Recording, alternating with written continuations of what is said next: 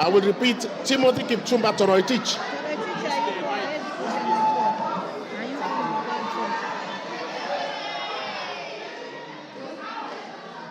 Order, Rosabu, you are out of order. Order. Mama, just sit down. Order. Go on, Kithure. Timothy Kipchumba Toroitich, Marakwet West. Marsabit, Wako Naomi Jilo.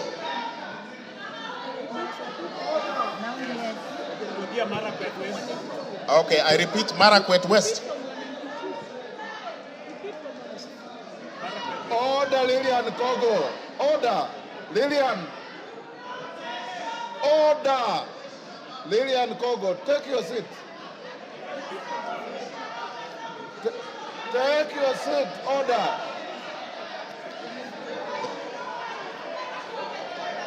Go on.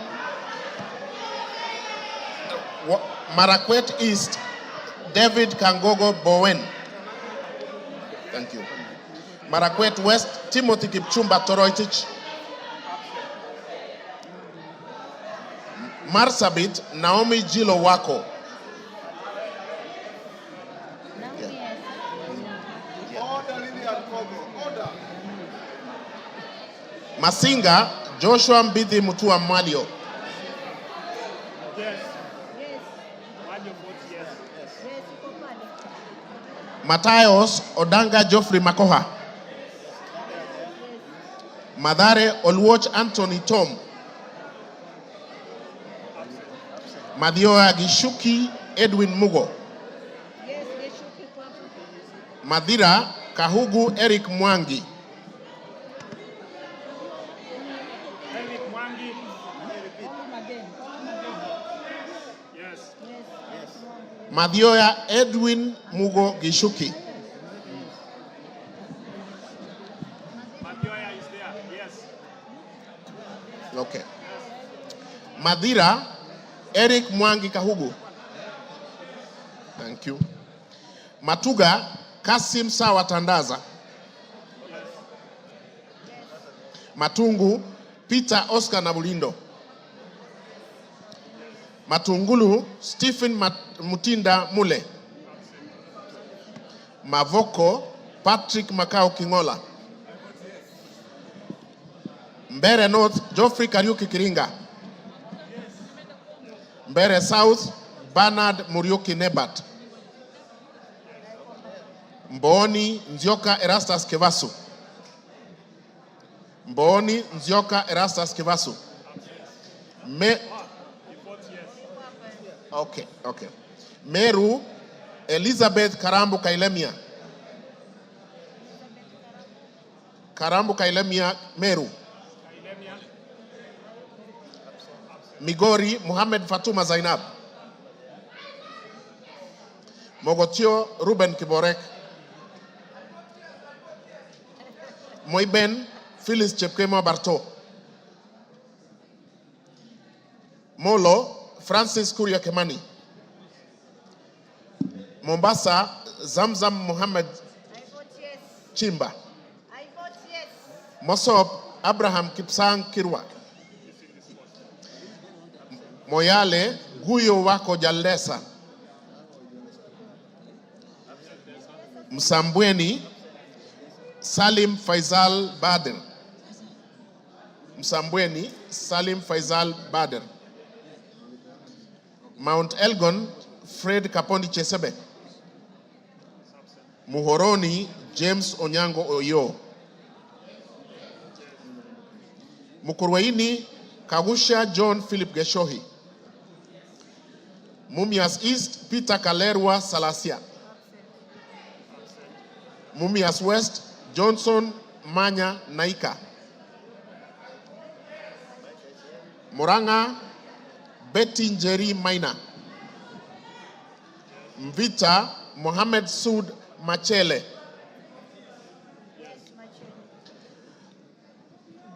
Mwala Musau Vincent Musioka. Okay. Mwatate Peter Mbogo Shake. Mwea Mary Maingi. Mwingi Central Gideon Mutemi Muliungi. Mwingi North Paul Musimi Nzengu. Mwingi West Charles Ngusi Anguna. Nairobi City Esther Mudhoni Pasaris. Naivasha Jane Wanjiru Njeri Kihara. Nakuru Liza Chepkorir Chelule. Nakuru Town East David Gikaria. Nakuru Town West Samuel Arama. Nambale Mulanya Geoffrey Ekesa.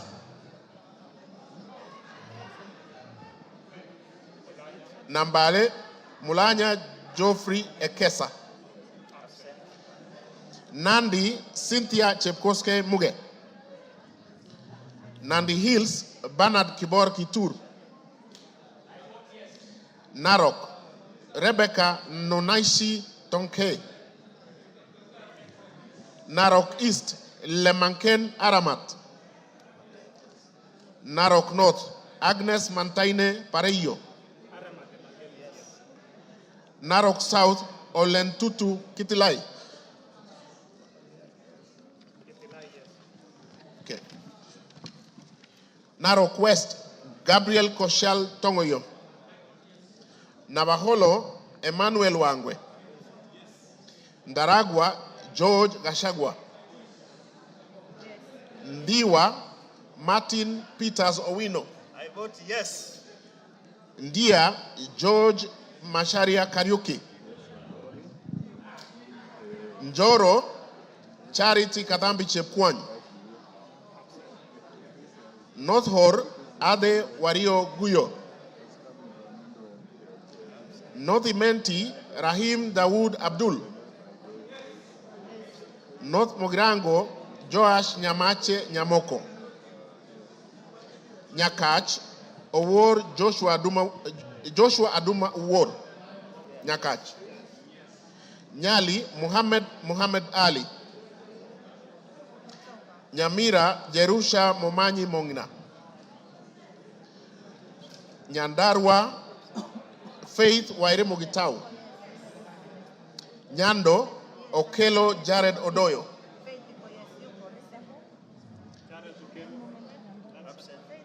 Jared Okelo Odoyo. Nyaribari Chache. Tayari amevote. Nyaribari Chache Janda Zahir. Nyaribari Masaba Daniel Ogwoka Manduku. Nyatike Tombo ya Odege. Nyeri Rahab Mokami Washira. Nyeri Town Duncan Maina Madenge. Oljororok Michael Mwangi Mushira. Olkalau David Juguna Kiaraho. Odaya Michael Wambogo Wainaina. Pokot South David Losiakao Kosing. Rabai Mupe Anthony Kenga. Rangwe Lilian Achiengogo. Rarieda Paul Rangwe Gogo Lilian Achieng. Thank you. Rarieda Paul Otienda Molo. Rongai Paul Kibet Chebor. Rongo Paul Abuor. Roy Sambu. Okay. Roy Sambu Agustin Kamande Muafrika. This way. Ruaraka Francis Kajwang Tom Joseph. Roiru Kengara Simon Nganga. Runyenjes Eric Muchangi Njiru Karemba. Sabatia Sloya Clement Logova. Saboti Caleb Amisi Luyai. Saku, Dido Ali Raso. Samburu, Pauline Lenguris. Samburu East, Jackson Lekumontare Lentoijoni. Samburu North, Dominic Eli Letipila. Samburu West, Josephine Naisula Lesuda. Seme James Wamburanyikal. Shinyalu Frederick Lusuli Ikana. Siaya Christine Ombako Dwor. Sigor Peter Lochakapong. Sigowet Soin Justice Kipsang Kemei. Sirisia John Walukekoi. Sotik Francis Kibiagon Arab Sige.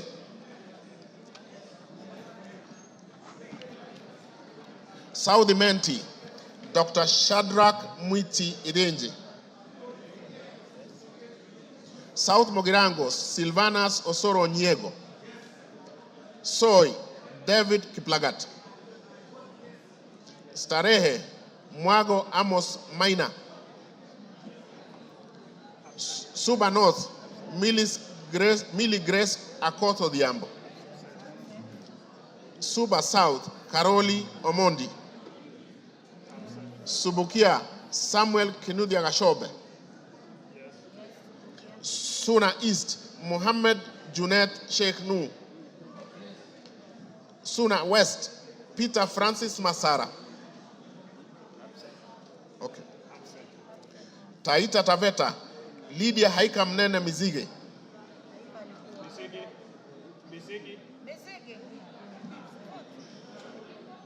Okay.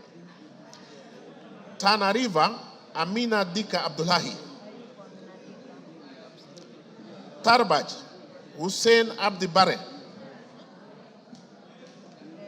Taveta John Okano Bwire. Teso North Edward Kaunya Oku. Yes. Teso South Mary Emase Otucho. Tetu Geoffrey Wandeto Mwangi.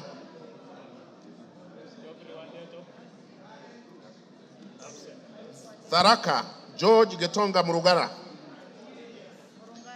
Tharakanithi Susan Ngugenduyo. Thika Town Alice Wamboi Nganga. Tiati William Kamket Kasait. Tigania East Lawrence Puruaburi. Tigania West John Kanywidia Mutunga. Tinderet Julius Melik Biwot. Tongaren John Murumba Chikati.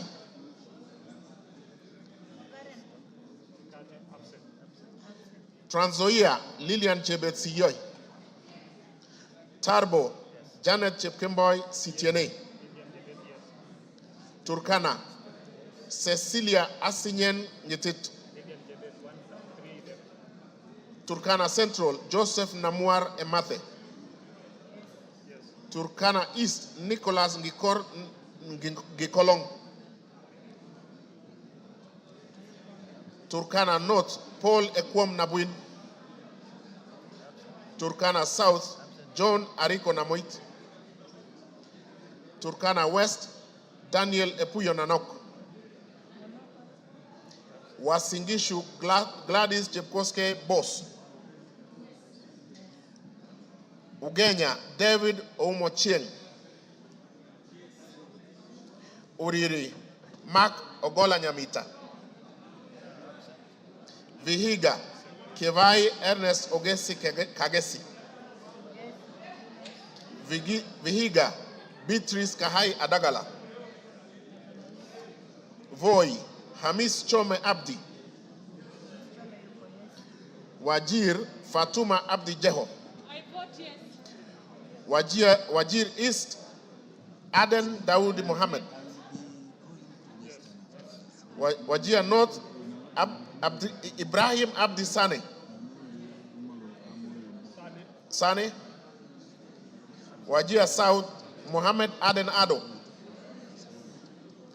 Wajir West, Yusuf Muhammad Farah. Webuye East, Martin Pepela Wanyonyi.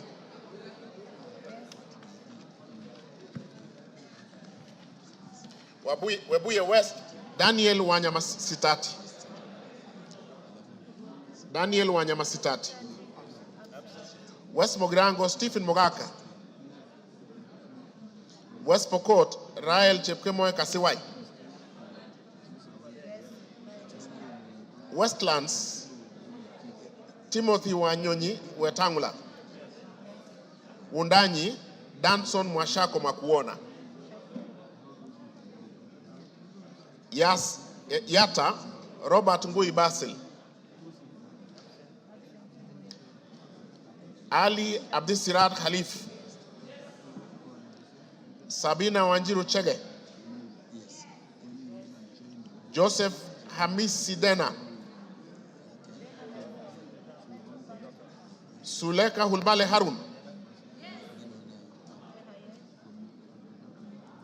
Dorothy Mudoni Ikiara.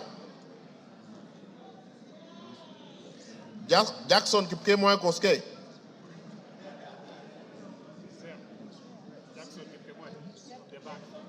Jackson Kipkemoy Koske. Irene Nyakerario Mayaka. Umulher Harun Muhammad. Teresia Wanjiro Mwangi. Abubakar Ahmed Talib.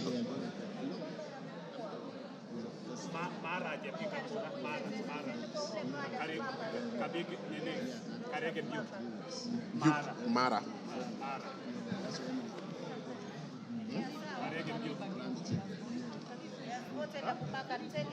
Yeah. Yes, yes. Yeah. Okay.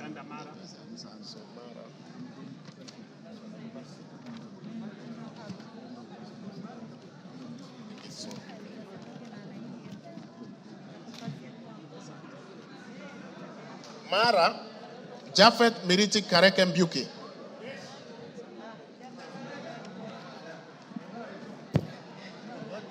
Okay, we are done.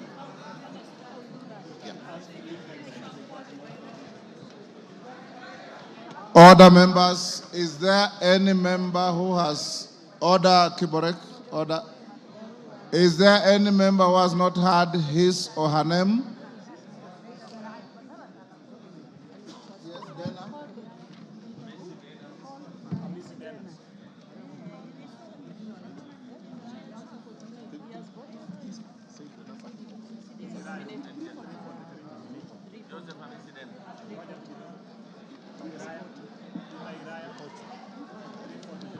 Honorable members, is there any member?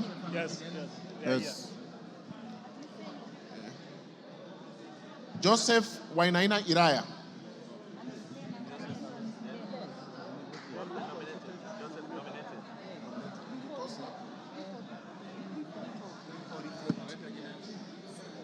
$340. Joseph Hamisi Dana. There is a member at the back there, the nominated member. No, He's voted. Okay.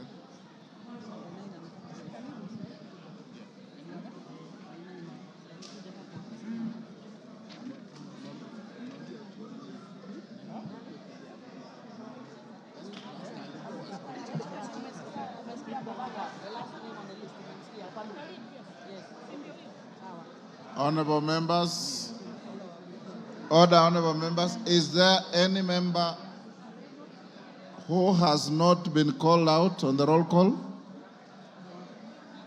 No member.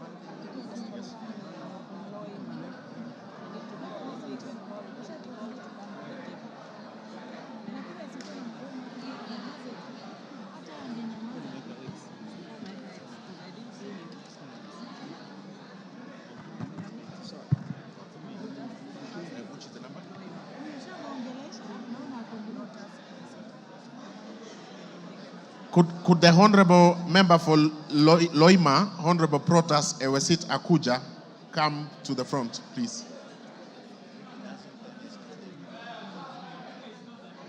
Thank you.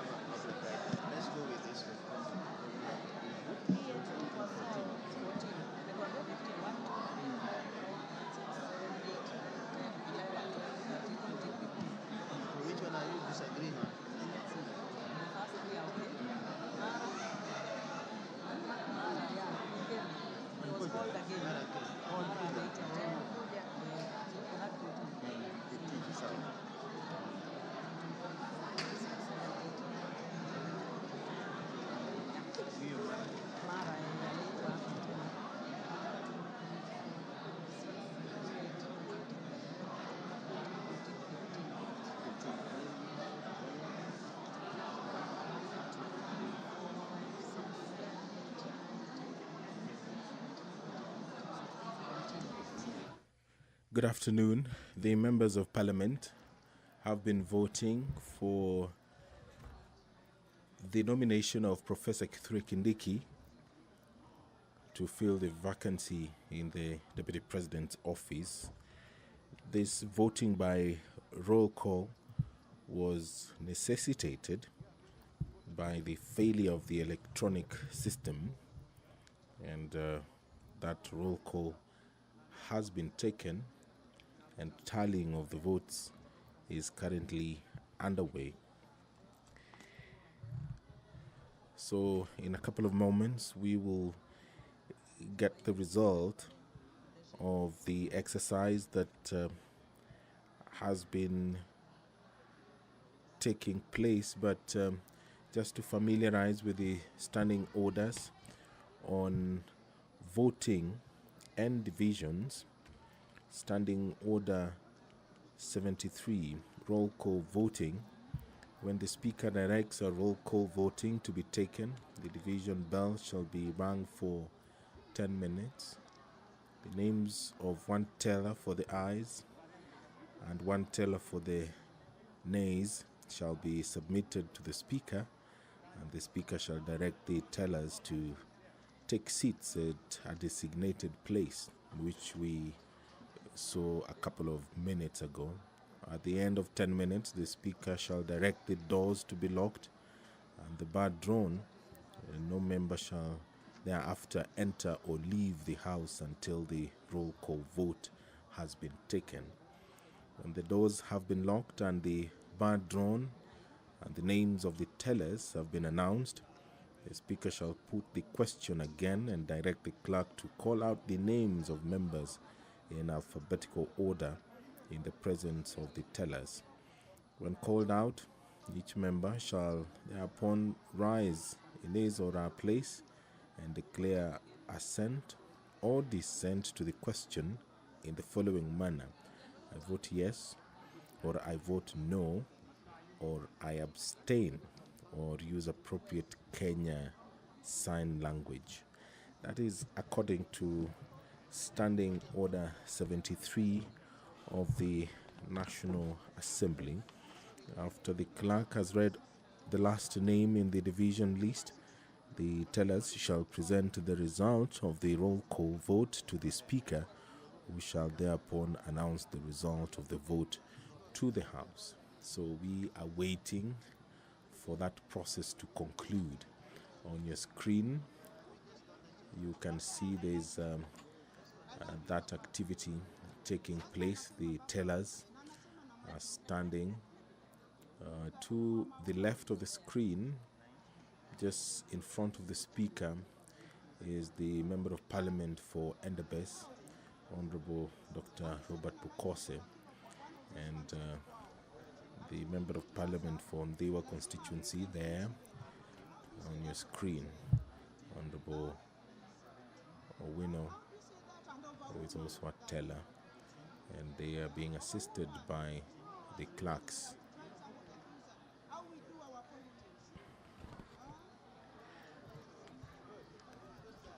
Standing Order 71 of the National Assembly talks about technical failure, confusion or error occurring, which we did see some minutes ago. In the event of a technical failure, confusion or error occurring in the course of voting, which in the opinion of the Speaker cannot otherwise be corrected, the Speaker may direct the House to another round of electronic voting or proceed to a roll call voting. And all that we have seen today during this historic exercise for the National Assembly, where they are considering the nomination of Professor Kithure Kindiki, EGH, to fill the vacancy in the Deputy President's office. The professor currently serves as the Cabinet Secretary for Interior and National Administration, a role he has held since October 2022. But there was a brief moment between July 11th, 2024 and August 8th, 2024, when His Excellency the President dissolved his cabinet. But the former senator for Tharaka Nithi County was reappointed to the very docket that he had served and is currently serving the country in that capacity as the Cabinet Secretary for Interior. We will see the decision that is taken by the National Assembly this afternoon.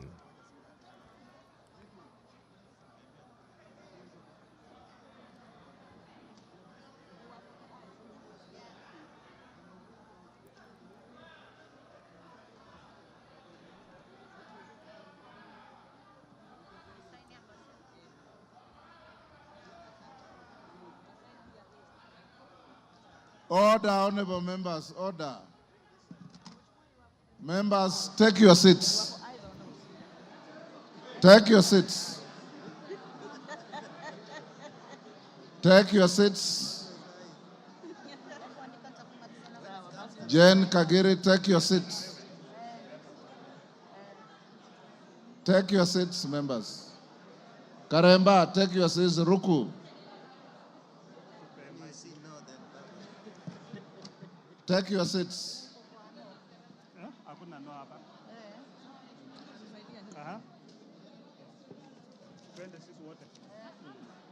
Take your seats.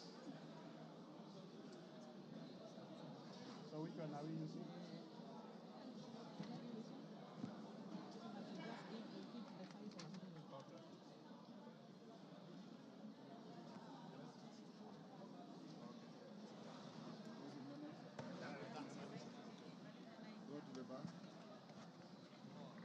Tellers, go to the bar.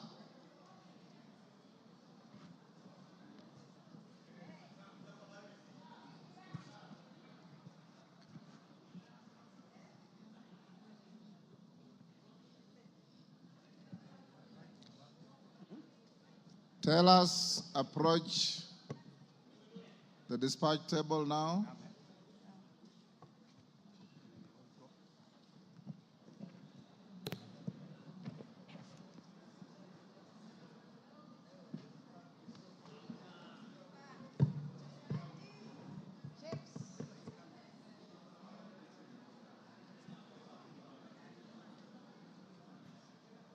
Who is your team leader, Bukose? Honorable Speaker, on the voting, abstentions 0, nays 0, ayes 236.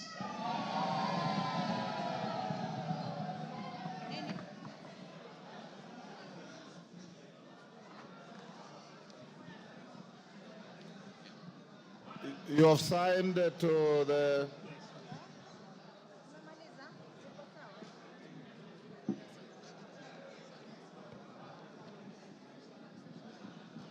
order, honorable members. Order. Order. Who is that member? Hillary, take your seat.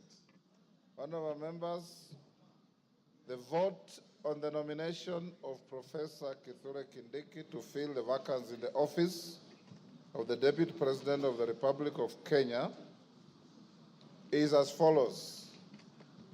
Abstentions, nil. Noes, nil. Ayes, 236. Present and voting, as we had advised you earlier, the vote is overwhelmingly yes. So the nomination is herewith declared passed by the House, and the Speaker will transmit the results to the President, and the Speaker will also sign a Gazette notice to this effect, that the nominee for Deputy President has been duly voted by the House and approved. Approval is not applicable here. Has been voted by the House and therefore will transmit to the appointing authority to proceed with the appointment. Is now Deputy President-elect.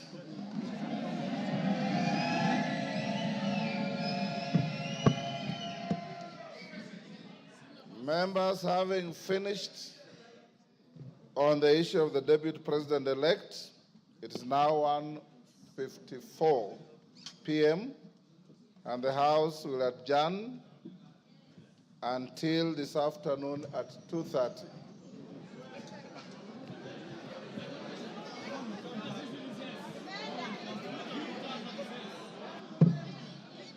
Order.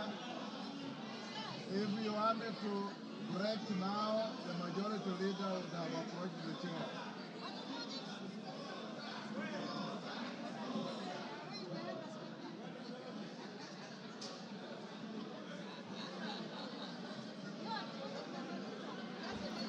You've been watching the proceedings in the National Assembly, where the House has voted for the nominee to fill the position of Deputy President, and that is Professor Kithure Kindiki. That message will be transmitted to the President, and the Speaker of the National Assembly will gazette the decision of the National Assembly this afternoon. As things stand, Professor Kithure Kindiki is the Deputy President-elect. This broadcast has been brought to you by the Parliamentary Broadcasting Unit in conjunction with the Kenya Broadcasting Corporation. My name is Edward Kabasa. Good afternoon.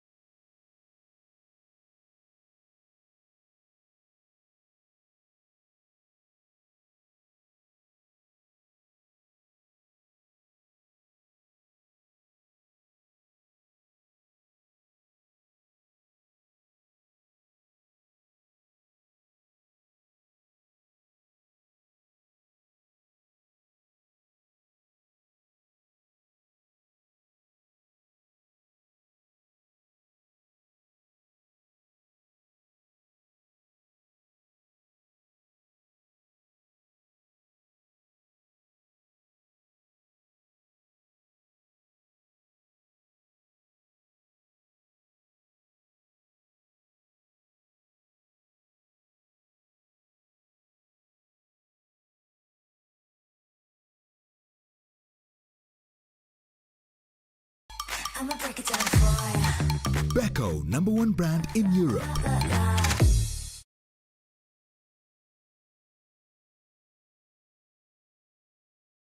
New Super Stay Skin Tint. For a bright, fresh look. Maybelline, New York.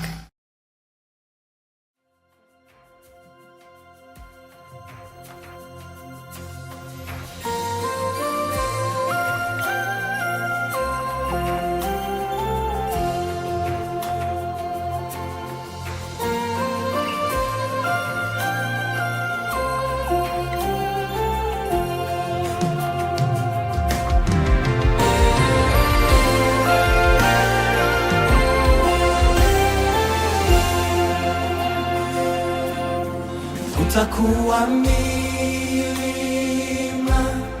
haitaondolewa, kutakuwa na mito na sitaweza kuvuka. Sio kila ombi litajibiwa nipendavyo, sio kila wimbo utakaotuliza moyo. Nimekupata, nina mtetezi,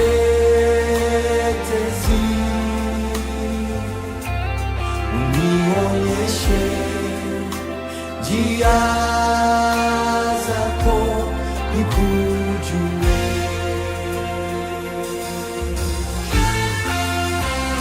Ikiwa nimepata neema kwako, unikumbuke. Jicho lako liwe juu yangu nyakati zote, wema wako unisindikize hadi tamati.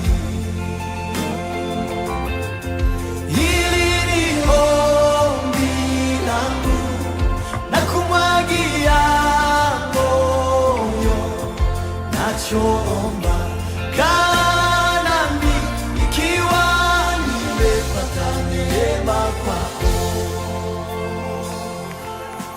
Kutakuwa milima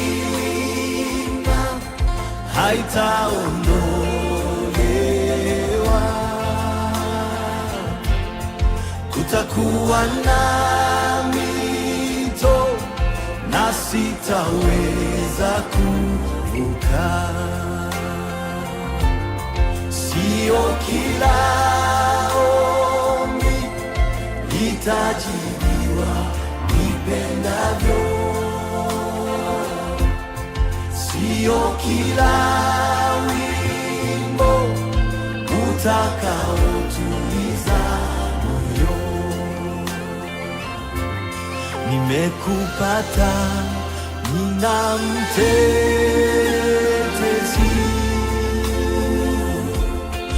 unionyeshe njia zako nikujue.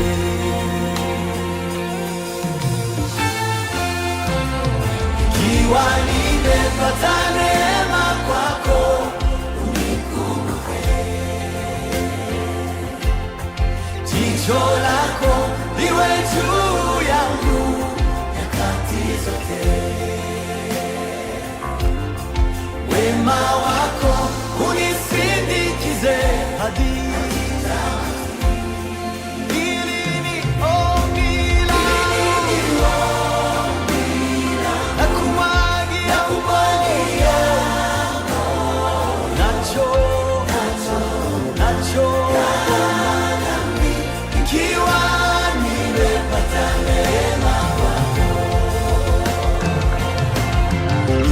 nimepata neema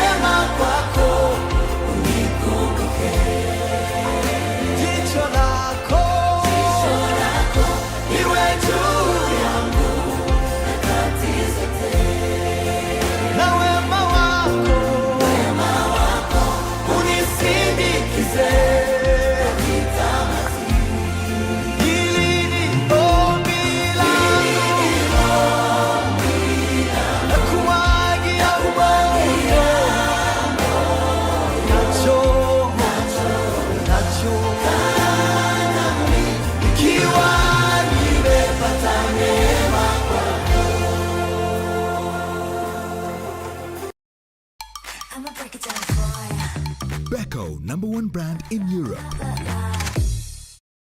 Dove is different. With 1/4 moisturizing cream, it deeply nourishes for radiant skin all over. Try Dove. Kumbukayo mema niwaombeayo, wanaonifurahia, maadui zangu nao, uwape kukujua, uwabariki kwa utele, uwanyeshe mvua, yamkini watapata kuona, wapungue upendo. Tunaoshiriki hii huduma, uwape uamsho, uwabariki kwa utele, Baba warahisishie. Tunaoshiriki hii huduma, uwape uamsho, uwabariki kwa utele, Baba warahisishie. Kumbukayo mema niwaombeayo, wanaonifurahia, maadui zangu nao, uwape kukujua, uwabariki kwa utele, uwanyeshe mvua, yamkini watapata kuona, wapungue upendo. Tunaoshiriki hii huduma, uwape uamsho, uwabariki kwa utele,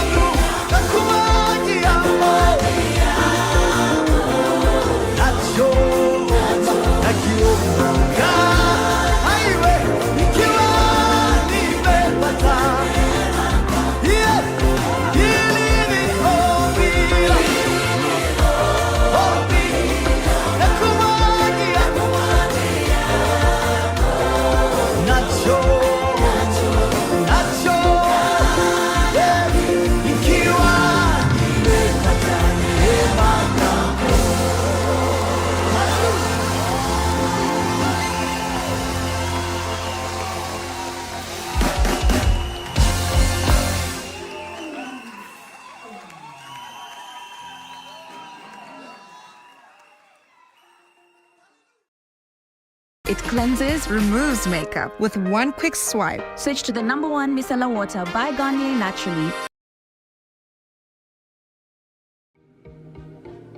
Tala understands sometimes we need a helping hand kulipa fees. For close to 10 years, millions of Kenyans like Baba Sarah have trusted us to help them build brighter futures. Jijenge na Tala. Try Pure Active, the #1 anti-pimple cleanser with salicylic acid and charcoal to reduce pimple-causing germs.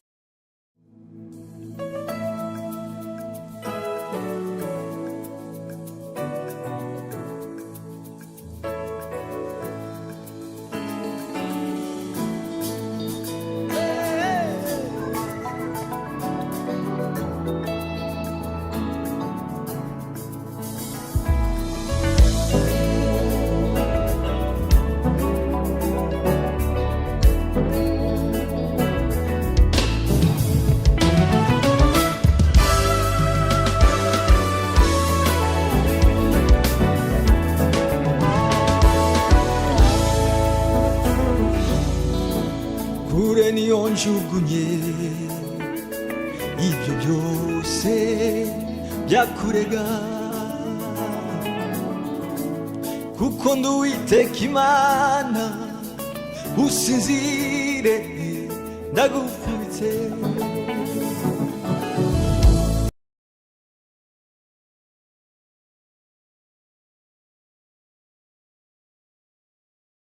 kandi nitwa ndiho basha kugutungisha ijambo ryo mu kanwa kawe kandi urisegura aya magambo ndetse ukuboko kwanjye kuzaremerera imigambi y'ababi kuko nitwa ndiho basha kugukirisha inkoni y'urukundo ngukunda yendubeho ndabivuze yendubeho yendubeho baho baho yewe yendubeho yendubeho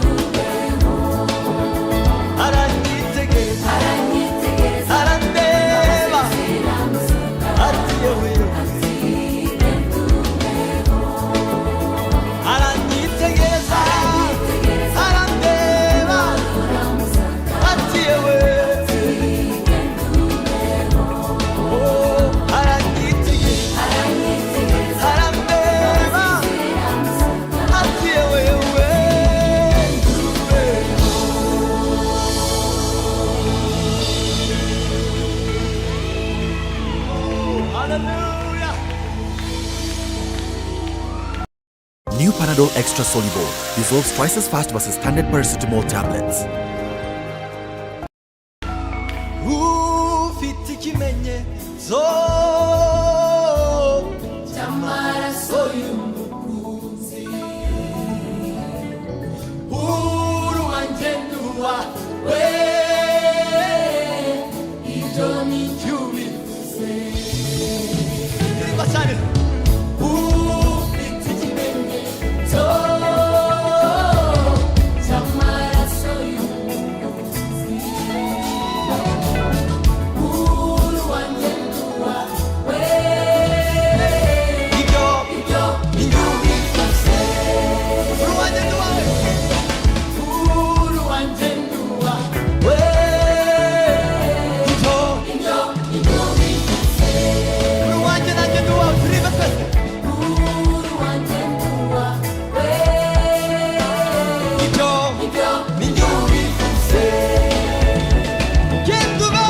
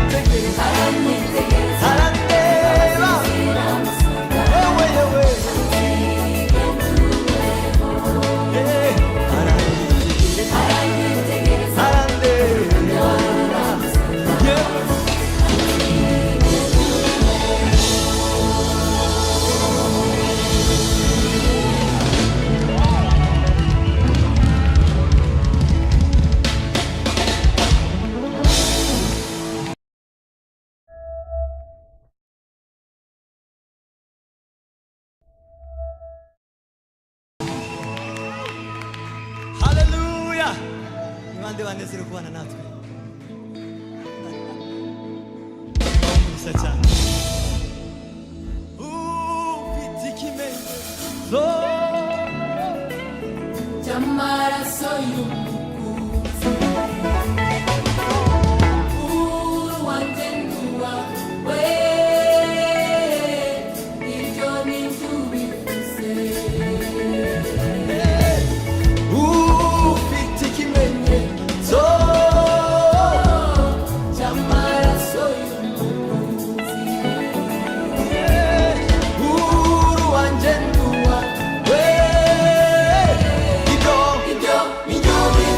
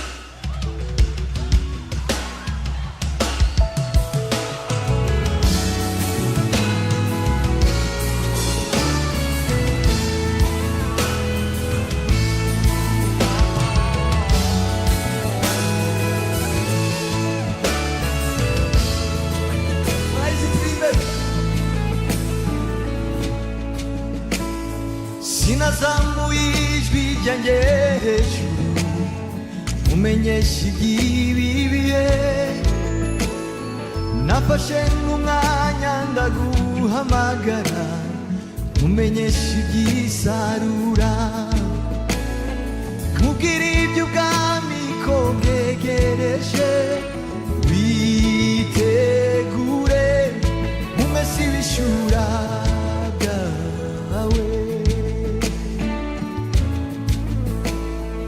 imvura iracagwa muri ya mihana izuba riracarasa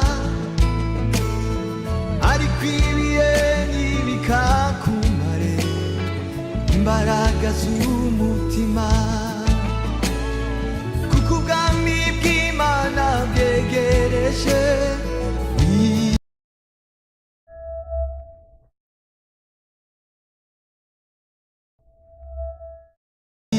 witegure mumese ibishura byawe ibihe bizashika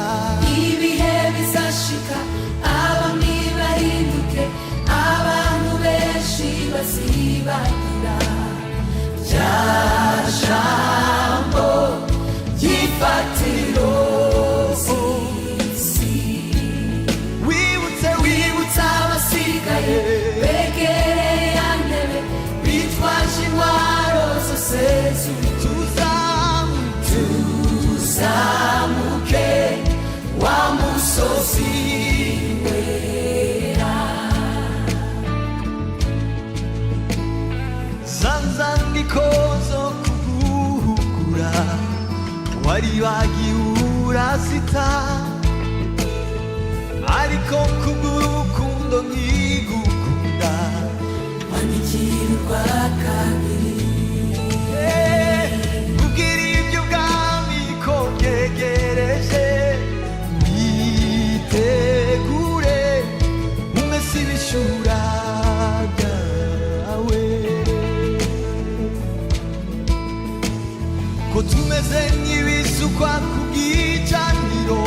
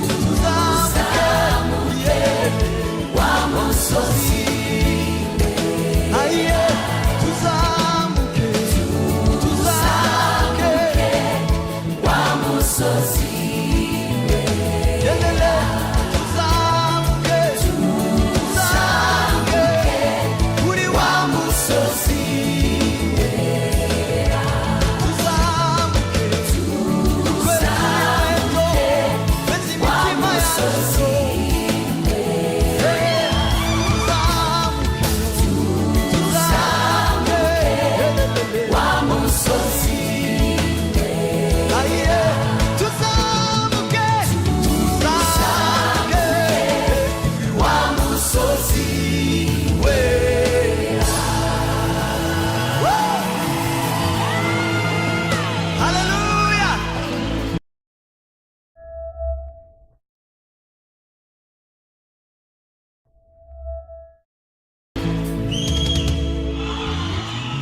Hallelujah. Tuzamuke, tuzamuke wa musozi wera. Tuzamuke, tuzamuke wa musozi wera. Tuzamuke, tuzamuke wa musozi wera. Tuzamuke cyane, tuzamuke wa musozi wera. Iyo tuzamuke, tuzamuke wa musozi wera.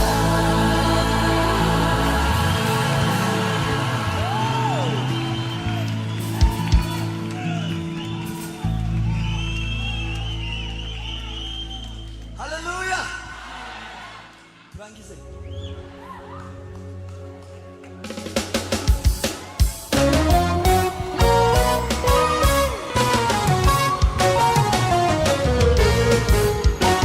Amashyi twese tugende.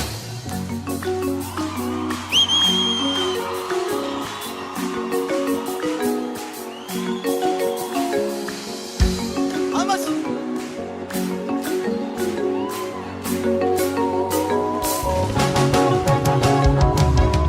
Mubwire abandi iby'ijuru, ibyururutse imitima, muvuge ko bahiriwe, vuga ubundi buzima. Abafite imvune mubasindagize, duhungire kwibendera ibasha kuturengera. Yele ubuzima iyonele.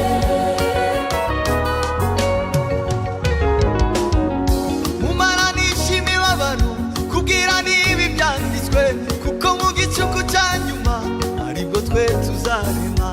Muririmbe za ndirimbo zihumure, nyuma y'ibihe n'ibicu hari ubundi buzima. Yele aye muri we, muri Yesu, muri we, muri we, aye muri we, muri we, muri we, muri we, aye muri Yesu, muri we, muri we, aye muri we,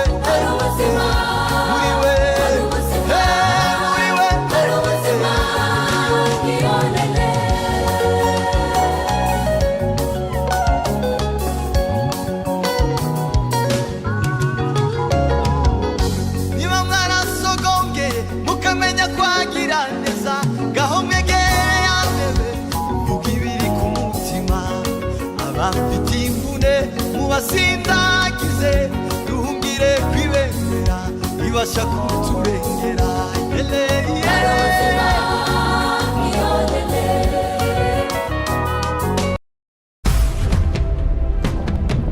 Freediving for me is leaving the world to see the most incredible world there is. You come back a new person over and over again.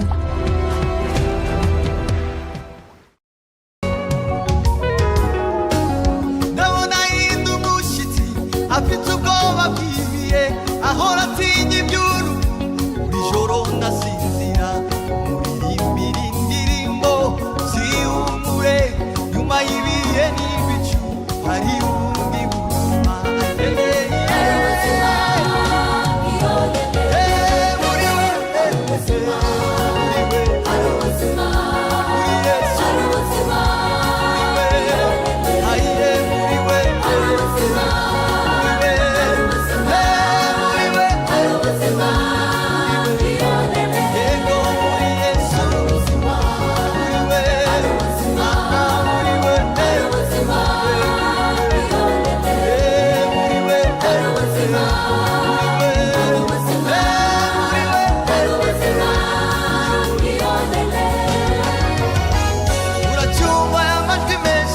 uragira bya binyuma uracibuka inzira mushaka igisubizo cy'ibihe urarota ibihe byo kwibuka abafite imbune basidagize bibutisha ibyo yasezeranye babwire yuko ari ibyiringiro muri Yesu wacu erega kuva kera yo yatubonye yo yaduhetse Yesu y'umunsi inayiza twavuza kesa tuja muri Yesu wacu iyo ndirimbo hari ukuntu tuyibyina iyo turi Kigali ndashaka kuyigisha iyo danse muranyemereye tugire ikiganza guca twese tugarura ikindi hano sasa tugende guca twese yego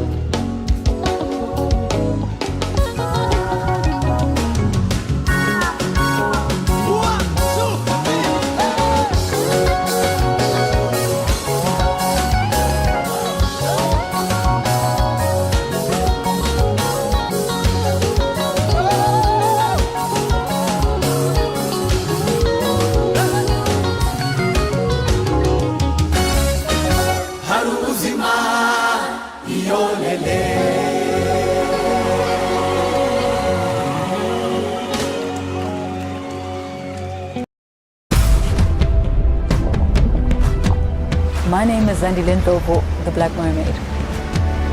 Being out at sea for 10 hours, you feel it. You're dry, you're salty. When my skin is moisturized, I can do anything.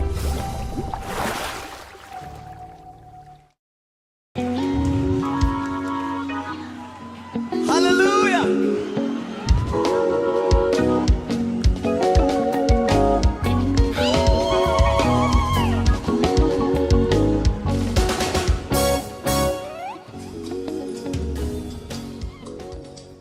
Anyemeza kondu munyabya goninze negerama kugicaniro kumbabariwe tiribindiri mozuru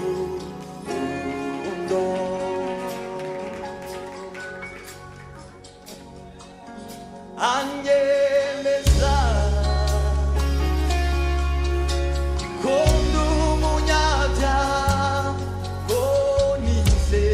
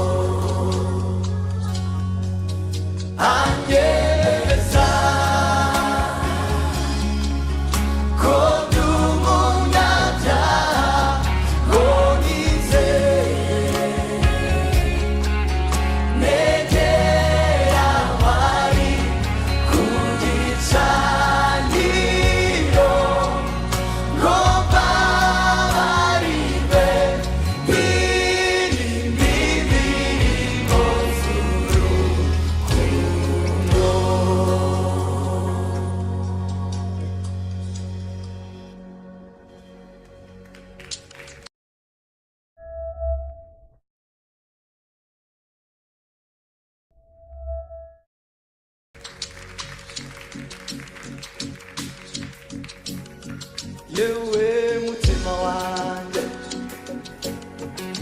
kamwibarizeyo se nawe uramukunda wabasha kubihamya umva kahoririmba utere hejuru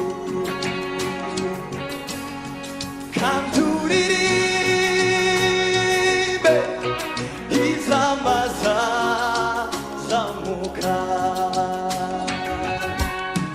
yewe mutima wanjye reka njye mwibarize se nawe uramukunda cyane wabasha kubihamya ngaho ririmba utere hejuru turirimbe kandi uririmbe izamaza zamuka yewe mutima wanjye karame reka njye mwibarizeyo ese nawe uramukunda cyane wabasha kubihamya ngaho ririmba utere turirimbe kandi uririmbe izamaza ngaho ririmba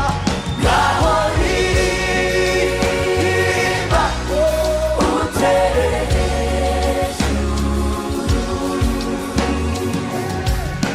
kandi uririmbe izamaza umva yewe maso yanjye karame ibyo wibonere ese yigeze aguhana reka da wabasha kubihamya nukuri nabonye ineza itangaje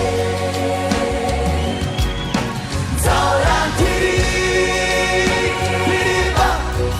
izamaza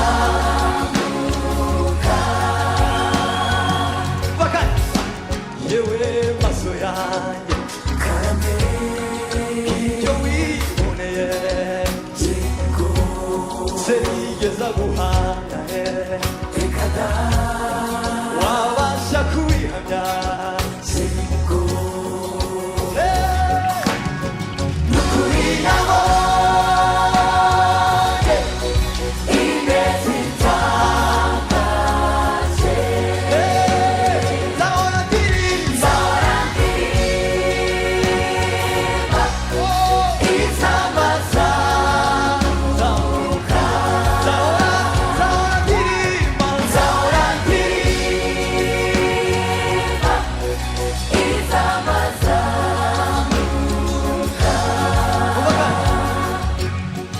yewe matwi yanjye karame ibyo wumvise se wakiriye ihumure cyane wabasha kubihamya icyo yavuze icyo yavuze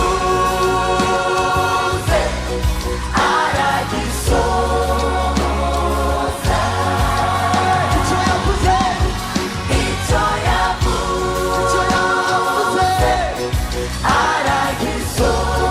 aragisohoza nzahora ndirimba nzahora ndirimba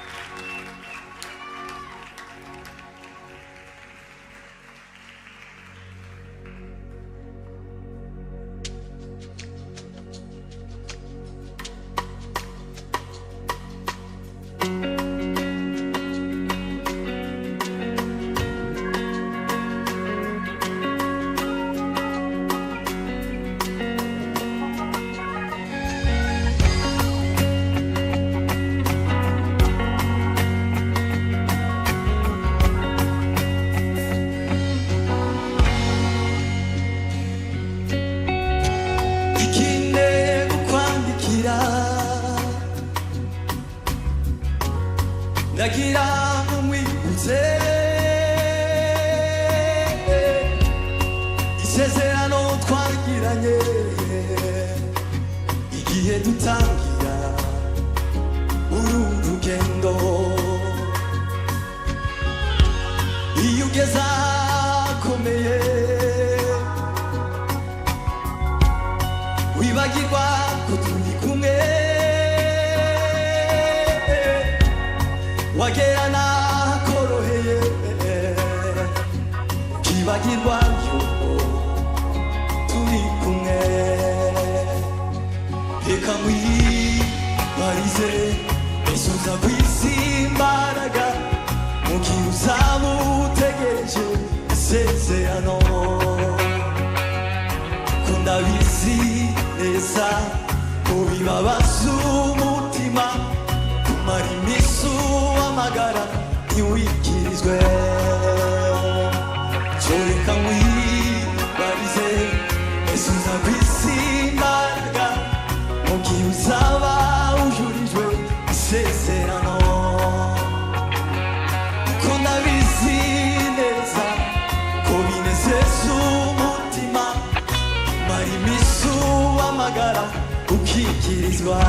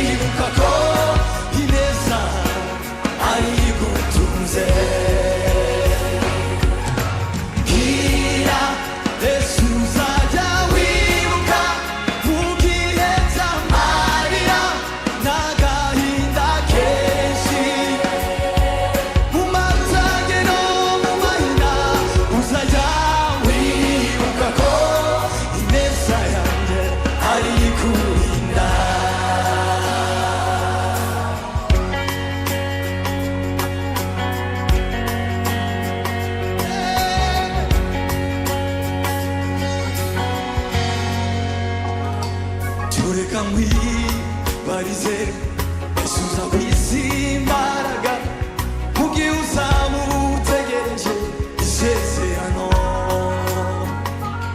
ko ndabizi neza ko bibabaza umutima mara iminsi uhamagara ntiwikirizwe reka nkwibarize isubiza kw'isi imbaraga uzaba ujurijwe isezerano kuko ndabizi neza ko binezeza umutima kumara iminsi uhamagara ukikirizwa mbwira Yesu uzajya wibuka mu gihe cy'amahoro no mu mudendezo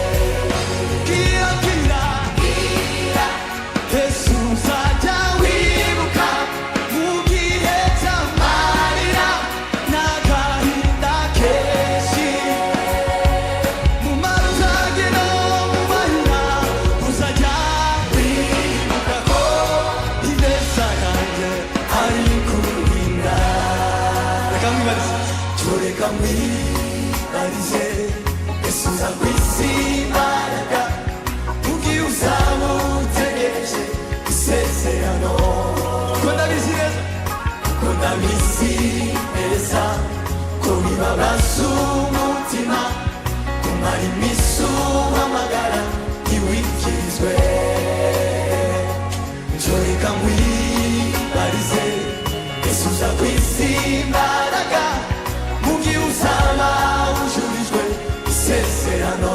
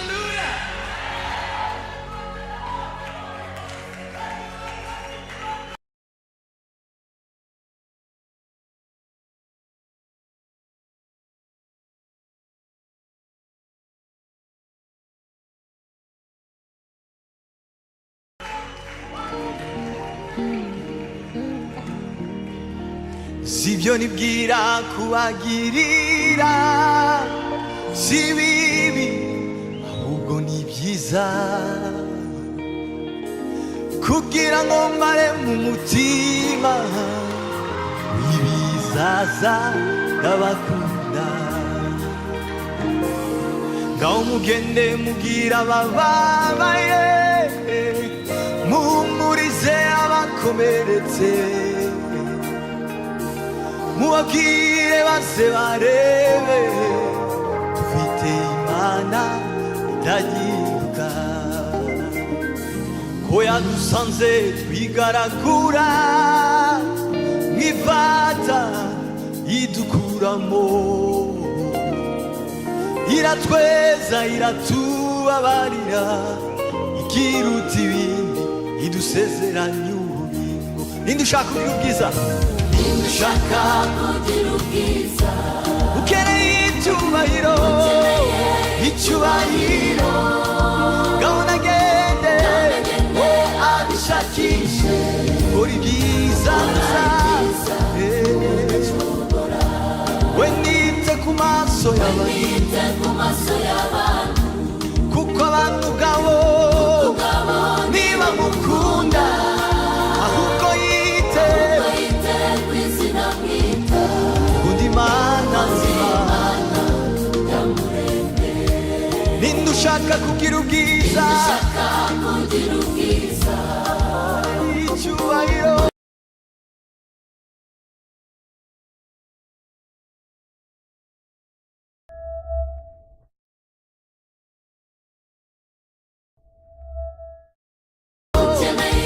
icyubahiro, gahunda agende abishakishe, kora ibyiza gusa, udacogora.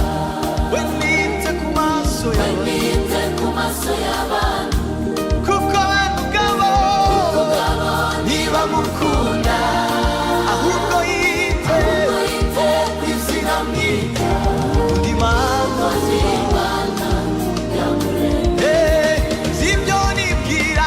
nibwira kubagirira, si bibi ese, si bibi ahubwo ni byiza, kugira ngo baremere, umutima w'ibizaza. Ngo mugende mubwire bose abagiye kwiyahura, mubabwire baze nibaze barebe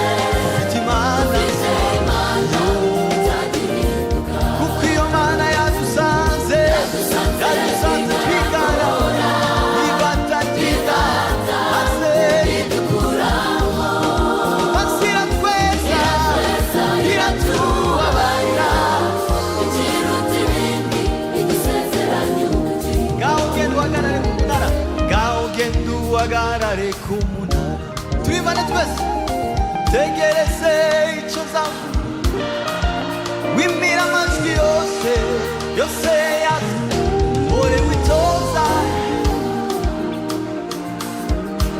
genda usenge cyane, wongera usenge,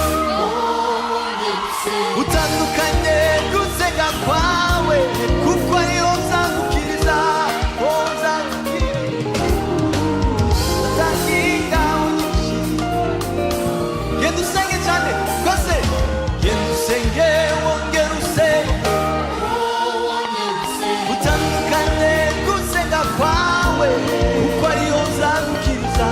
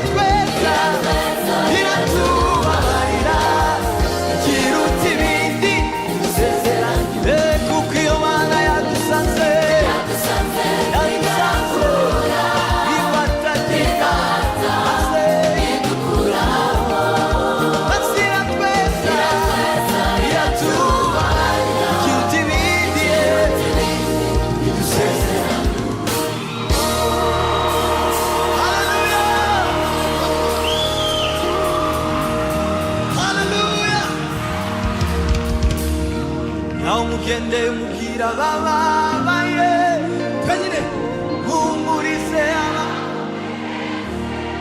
ababwire baze bare ufite imana nzima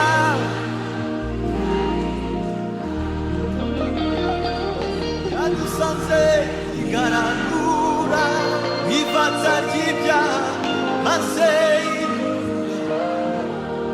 maze iratweza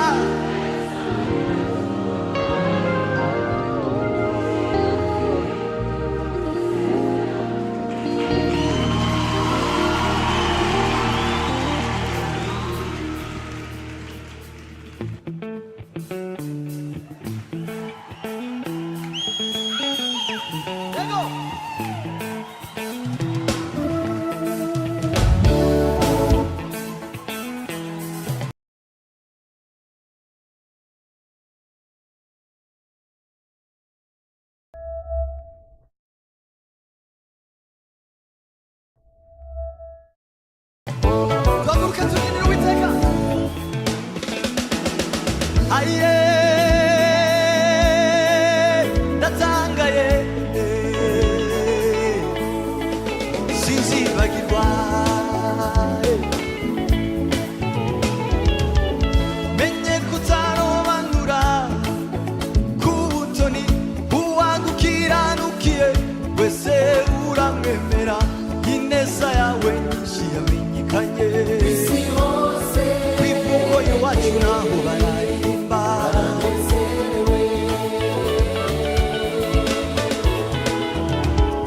bazerereye mu butayu nta mudugudu wo kubamo bicwa n'inyota n'inzara badafite uwabarengera abandi baboheshejwe ibishakwe n'umubabaro bari baguye ku gasi nk'abatagira gakondo umunsi bahamagaye izina ryawe warabibutse uwoherereza ijambo ry'ubuzima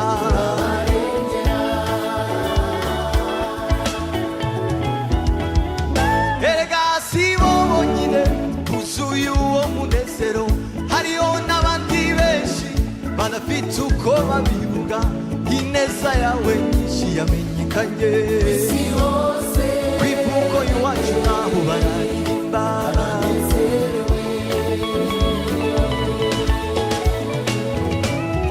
erega si bo bonyine buzuye uwo munezero hariho n'abandi benshi badafite uko babivuga ineza yawe nyinshi yamenyekanye isi hose kwivugo iwacu naho bararirimba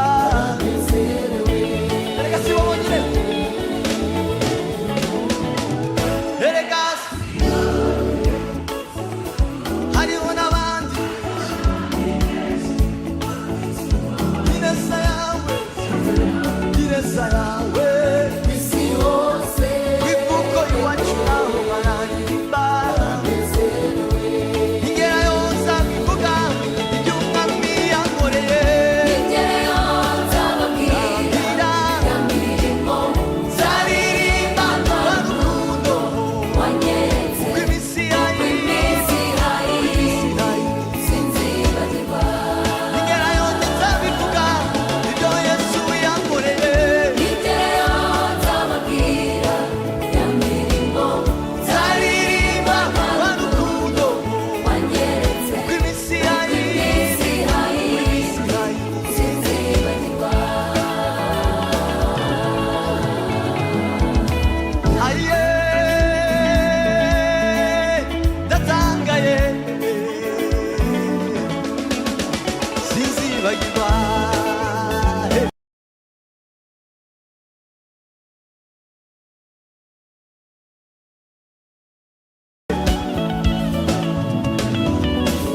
twari mu mpinga z'ejuru twambaye ubushwambagara imisatsi yatonze ikime utwereka imbabazi uvunagura ya miheto abanzi baduteranye ushingura aya macumu mu bibanza byacu turubaka uvumura imirima yacu turahinga tureza utwohereza ijambo ry'ubuzima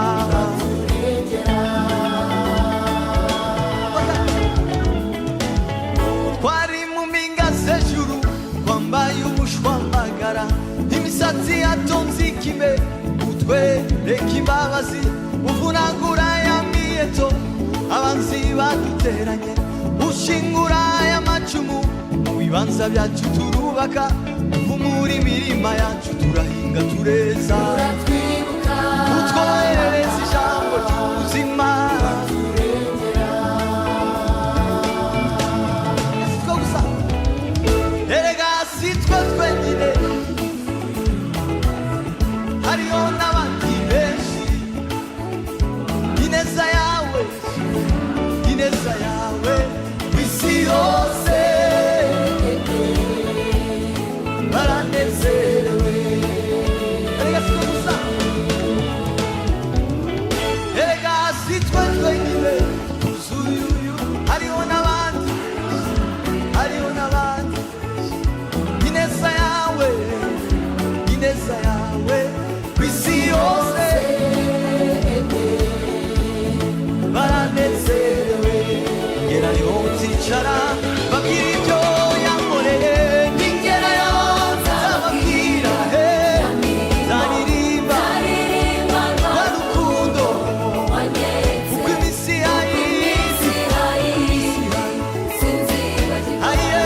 ngerayo nzabivuga ibyo umwami yankoreye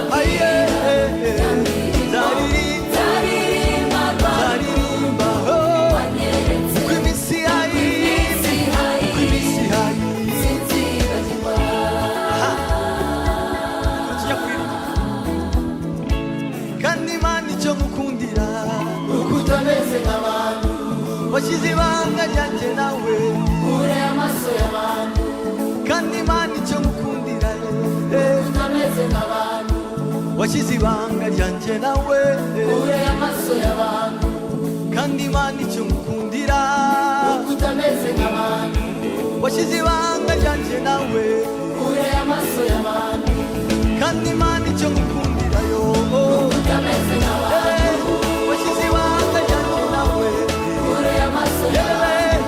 kandi Imana icyo ngukundira utameze nk'abantu washyize ibanga ryanjye nawe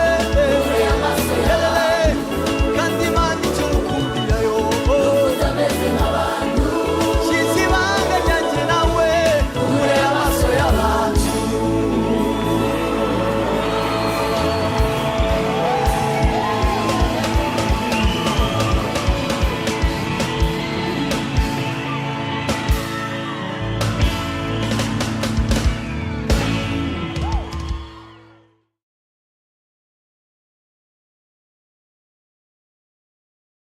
New Nivea Lumina 630, now for post-acne dark marks and age spots.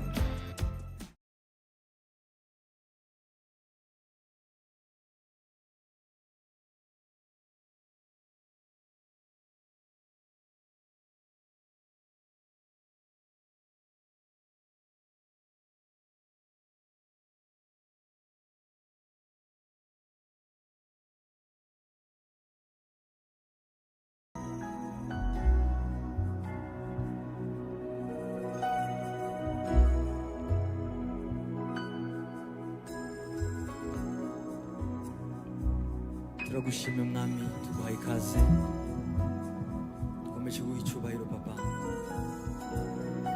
ngwino utegeke ngwino uganze wiheshe icyubahiro ahantu turi mwami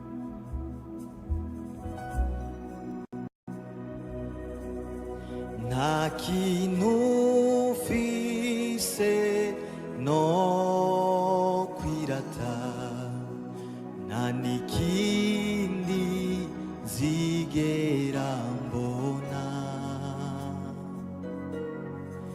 atari ubuntu wanyeretse nibwo nshima nibwo nzirata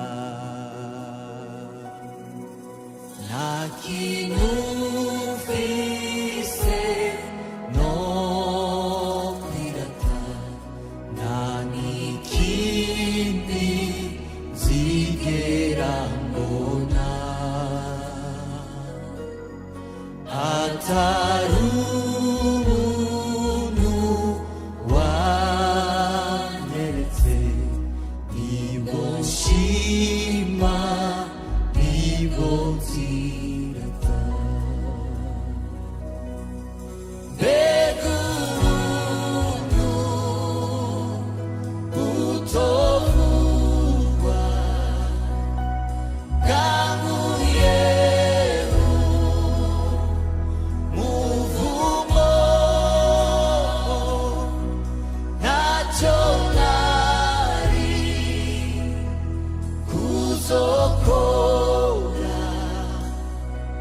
ngo nemerwe n'Imana mbega ubuntu butovugwa bwankuyeho muvumo ntacyo nari kuzokora ngo nemerwe n'Imana nta kintu mfise no kwirata nta n'ikindi zigera mbona atari ubuntu wanyeretse nibwo nshima nibwo nzirata nta kintu mfise no atari ubuntu wanyeretse nibwo nshima nibwo nzirata mbega ubuntu butovugwa bwankuyeho muvumo ntacyo nari kuzokora ngo nemerwe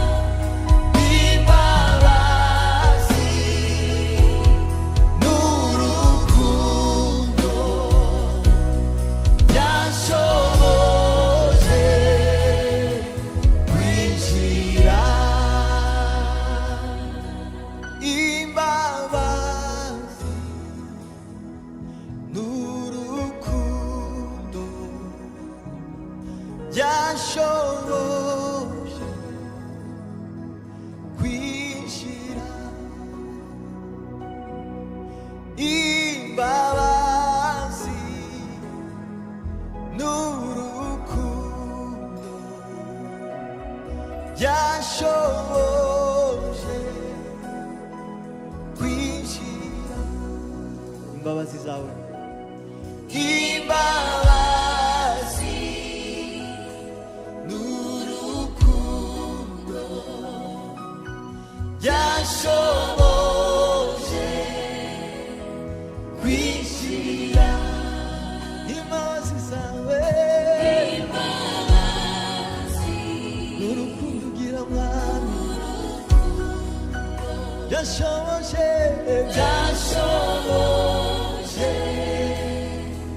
kwinjira byashoboje kwinjira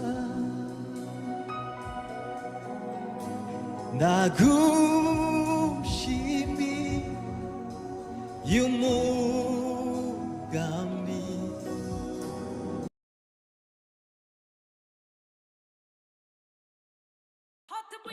बड़ी वारी सोचिया कुड़े एक लुटना या बैंक में सकोशिया कुड़े Burst up the music.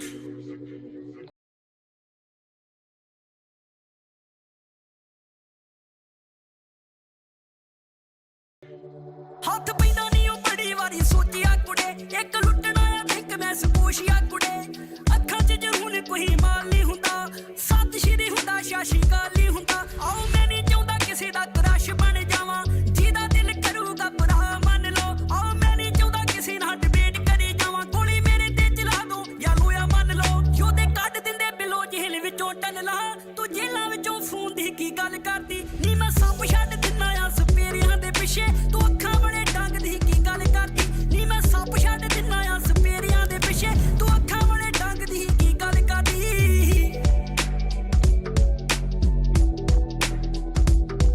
बंदे मेरे नाल जाफर सुपरी हुणा दे ऐसे पेट बड़े घरां विच शेर जिन्ना दे बंदे मेरे नाल जाफर सुपरी हुणा दे ऐसे पेट बड़े घरां विच शेर जिन्ना दे ਅਸੀਂ ਬਾਗਾਂ 'ਚ ਗੁਲਾਬ ਨਹੀਂ ਉਹ ਨਸ਼ਾ ਬੀਜਿਆ ਛੇਤੀ ਹਾਥਾਂ ਦੀ ਮੁੱਢਾ ਸਿਖਰਾਂ ਦਾ ਗਿੱਜਿਆ ਜਿਹੜੇ ਮੰਗਦੇ ਸੀ ਸੁੱਖਾਂ ਕਿਸੇ ਨਹੀਂ ਉਹ ਵਰਦੀਆਂ ਉਹ ਵੀ ਦਿੰਦੇ ਆ ਵਧਾਈਆਂ ਨੇ ਜਨੋਂ ਵਰਦੀਆਂ ਛੇ ਫਿਕਰਾਂ ਦੀ ਕਰਦਾ ਕਮਾਈ ਜੱਟ ਨਹੀਂ ਤੂੰ 9 ਤੋਂ 5 ਜੋਬ ਦੀ ਕੀ ਗੱਲ ਕਰਦੀ ਨੀ ਮੈਂ ਸੱਪ ਛੱਡ ਦਿਨਾ ਆ ਸਪੇਰਿਆਂ ਦੇ ਪਿੱਛੇ ਤੂੰ ਅੱਖਾਂ ਵਾਲੇ ਡੰਗ ਦੀ ਕੀ ਗੱਲ ਕਰਦੀ ਨੀ ਮੈਂ ਸੱਪ ਛੱਡ ਦਿਨਾ ਆ ਸਪੇਰਿਆਂ ਦੇ ਪਿੱਛੇ ਤੂੰ ਅੱਖਾਂ ਵਾਲੇ ਡੰਗ ਦੀ ਕੀ ਗੱਲ ਕਰਦੀ ਉਹ ਗਵਰਨਮੈਂਟ ਪੁੱਛੇ ਕਿ ਤੁਸੀਂ ਮੰਗਾ ਲੀਆਂ ਪਹਿਲਾਂ ਵੇਖੀਆਂ ਨਹੀਂ ਕਦੇ ਤੁਹਾਡੇ ਕੋਲ ਵਾਲੀਆਂ ਉਹ ਗਵਰਨਮੈਂਟ ਪੁੱਛੇ ਕਿੱਥੋਂ ਨੇ ਮੰਗਾ ਲੀਆਂ ਪਹਿਲਾਂ ਵੇਖੀਆਂ ਨਹੀਂ ਕਦੇ ਤੁਹਾਡੇ ਕੋਲ ਵਾਲੀਆਂ ਇਹਨਾਂ ਚੜਨ ਲਾਇਸੈਂਸਾਂ ਉੱਤੇ ਦੱਸੀਏ ਵੀ ਕਿਉਂ ਤੁਸੀਂ ਰੱਖਣੇ ਨਹੀਂ ਦਿੰਦੇ ਅਸੀਂ ਪੁੱਛੀਏ ਵੀ ਕਿਉਂ ਜੇ ਮੈਂ ਨੱਪਦਾ ਨਾ ਸਿਰੇ ਜ਼ਹਿਰੀਲੇ ਸੱਪ ਦੀ ਉਹਦਾ ਕੰਮ ਸੀ ਜੋ ਉਹਨੇ ਮੈਨੂੰ ਦੱਸ ਜਾਣਾ ਸੀ ਜੇ ਰੱਬ ਨਾ ਵਿਖਾਉਂਦਾ ਮੈਨੂੰ ਸਹੀ ਰਾਸਤੇ ਮੈਂ ਕੋਲੰਬੀਆ ਦੇ ਜੰਗਲਾਂ 'ਚ ਫਸ ਜਾਣਾ ਸੀ ਸਾਡੇ ਡੱਬਾਂ ਨਾਲੇ ਟੰਗੇ ਨਹੀਂ ਸ਼ੈਤਾਨ ਹੁੰਦੇ ਆ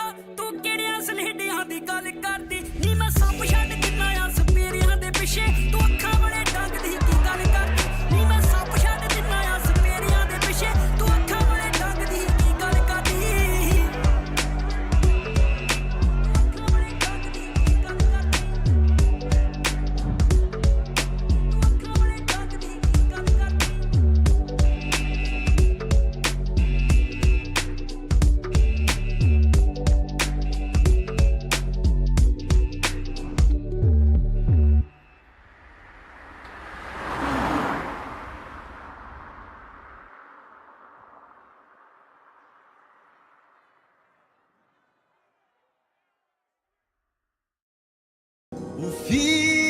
ufitiye ubugingo bwanjye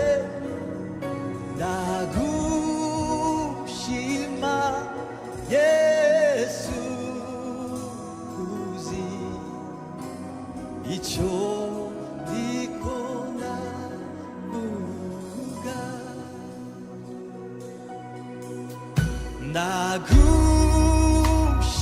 ndagushimiye umugambi ufitiye ubugingo bwanjye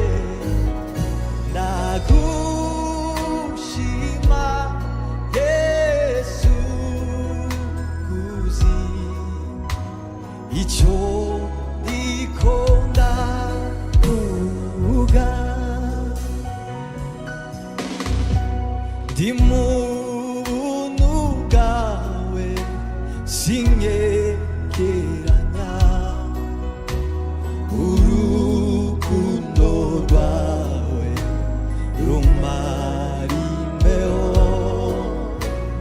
imbabazi zawe zinzana muri wanyujuje ishimwe n'umunezero kukugira Yesu by'amazi inyota wambereye intsinzi y'igitangara beninde yokunda nk'ukubikora na shuti norona ingana wewe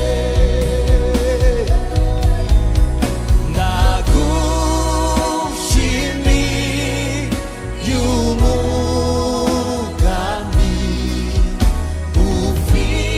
ufitiye ubugingo bwanjye ndagushima Yesu kuzi icyo ndiko ndavuga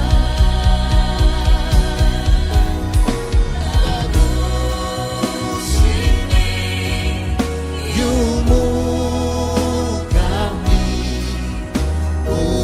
ufitiye ubugingo bwanjye ndagushima Yesu kuzi icyo ndiko ndavuga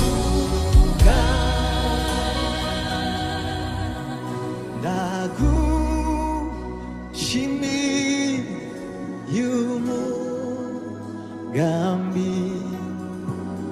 ufitiye ubugingo bwanjye ndagushima Yesu kuzi icyo ndiko ndavuga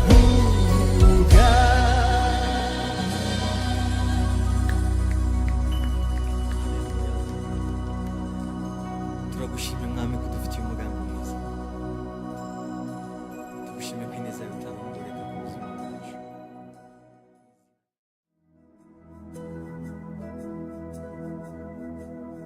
ku musaraba w'isoni zindishirijwe ku buntu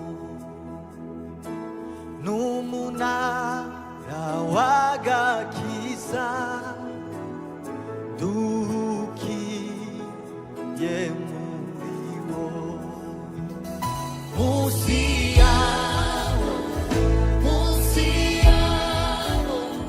niho mbonera agakiza munsi yawo niho mbonera amahoro munsi yawo niho neza amaboko munsi yawo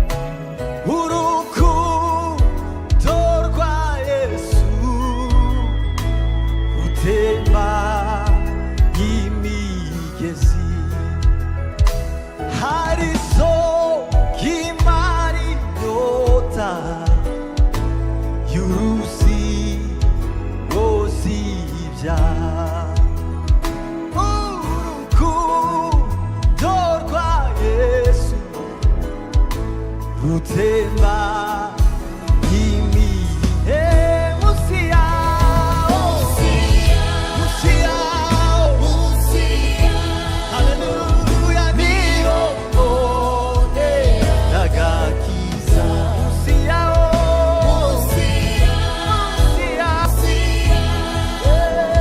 niho mbonera amahoro munsi y'umusaraba munsi yawo niho mbonera amahoro munsi yawo munsi yawo niho mbonera agakiza munsi yawo munsi yawo niho mbonera amahoro munsi yawo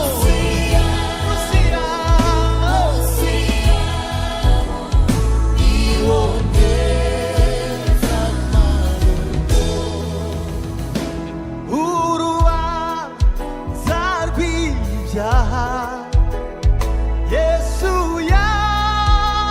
yarumuyeho n'ingoyi zose z'urupfu byose ku musaraba munsi yawo niho mbonera agakiza munsi yawo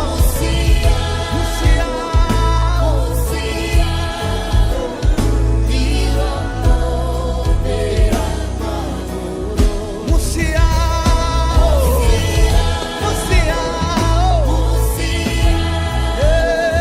niho mbonera amahoro munsi y'umusaraba munsi yawo niho mbonera agakiza munsi yawo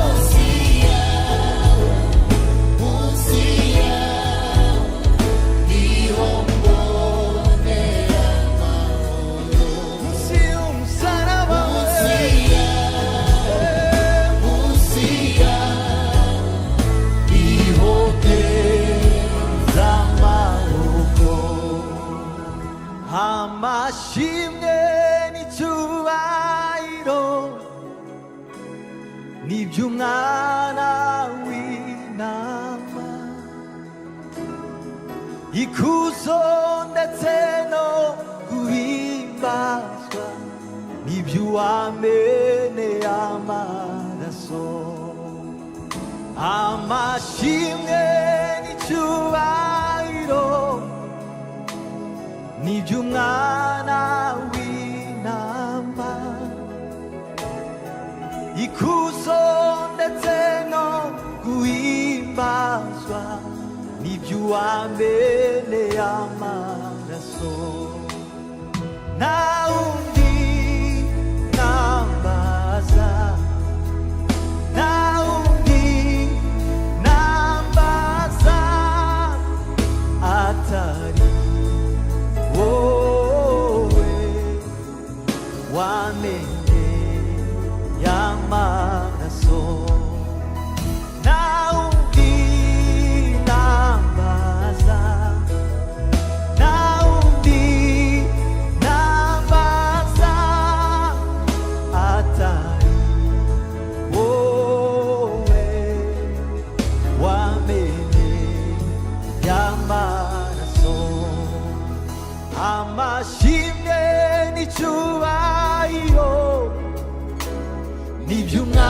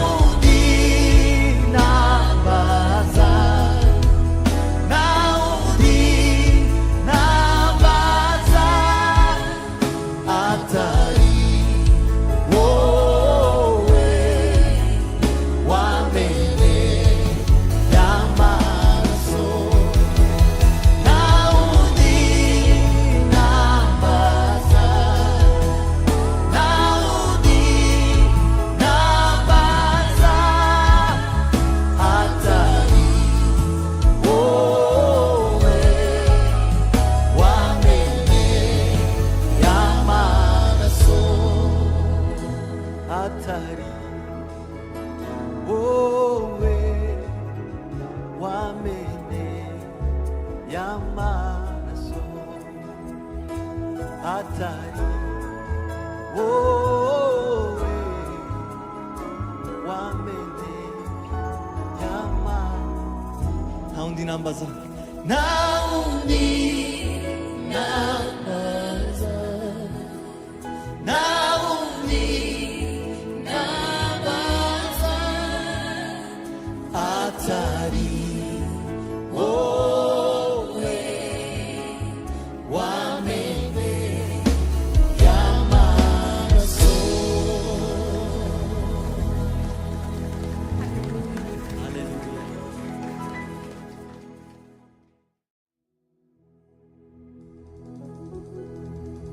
Nukuri ineza n'imbabazi bizanyoma w'iminsi yose,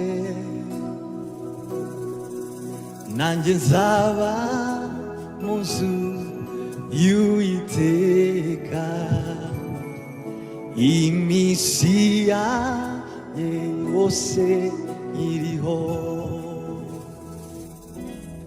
Nukuri ineza n'imbabazi bizanyoma w'iminsi yose,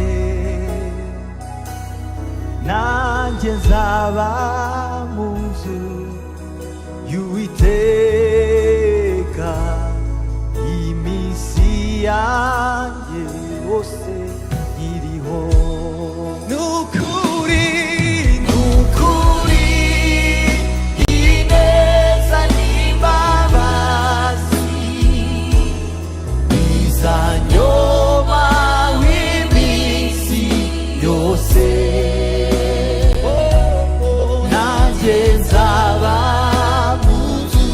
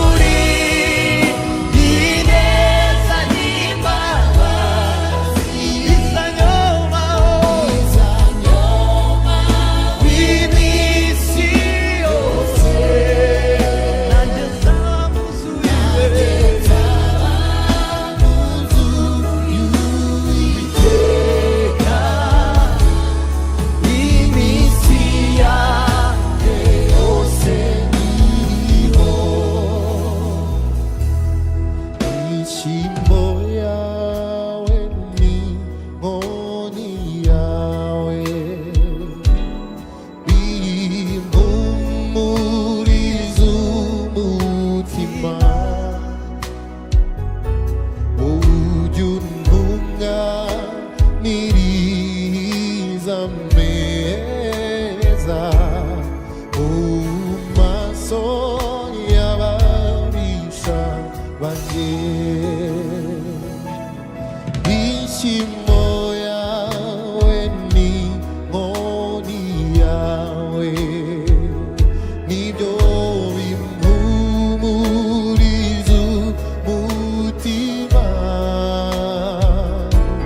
ujya untunganiriza meza mu maso y'ababisha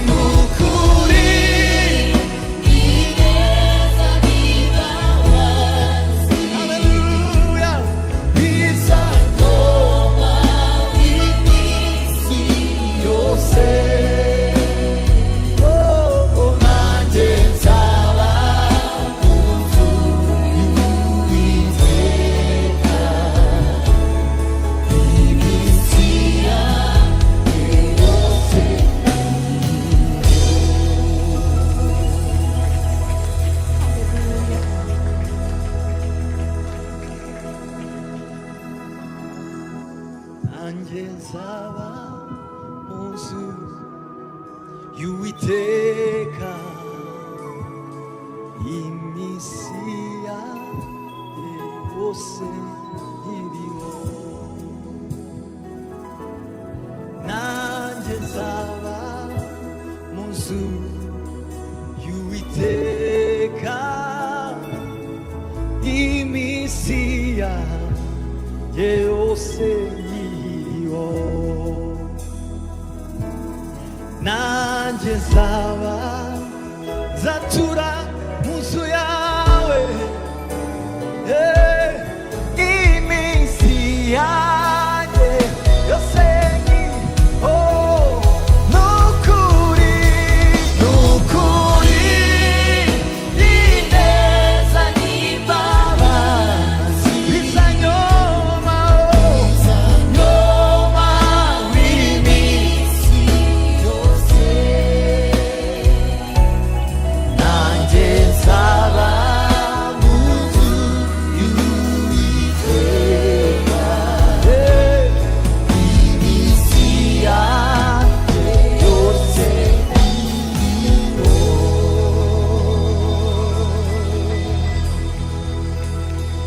Haleluya. Imana ishimwe cyane.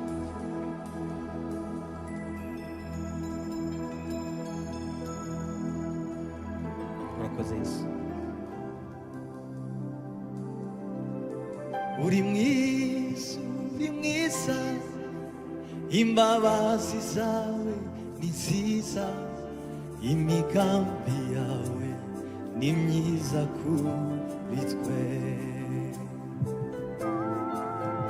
mw'ijuru arahimbaza no mw'isi turaririmba icyubahiro icy'umwana w'intama yanesheje satani amunyaga ubutware bwose akwiriye icyubahiro n'ikuzo uri mwiza Yesu uri mwiza imbabazi zawe ni nziza imigambi yawe ni myiza kuri twe ijuru arahimbaza no mw'isi turaririmba icyubahiro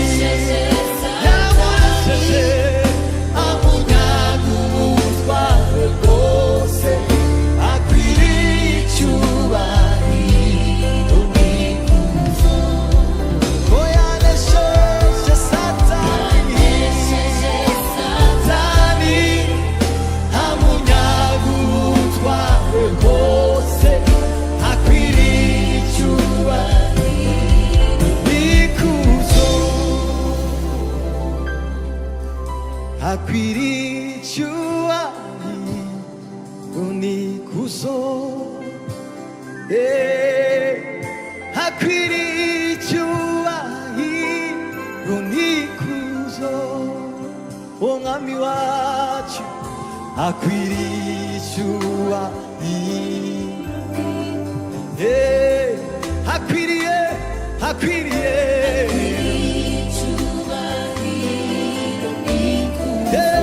tumuririmbe, harabikwiye umwami wacu,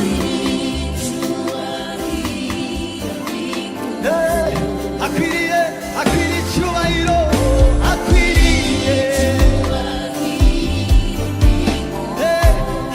icyubahiro umwami wacu, akwiriye icyubahiro n'ikuzo, irima akwiriye icyubahiro Yesu,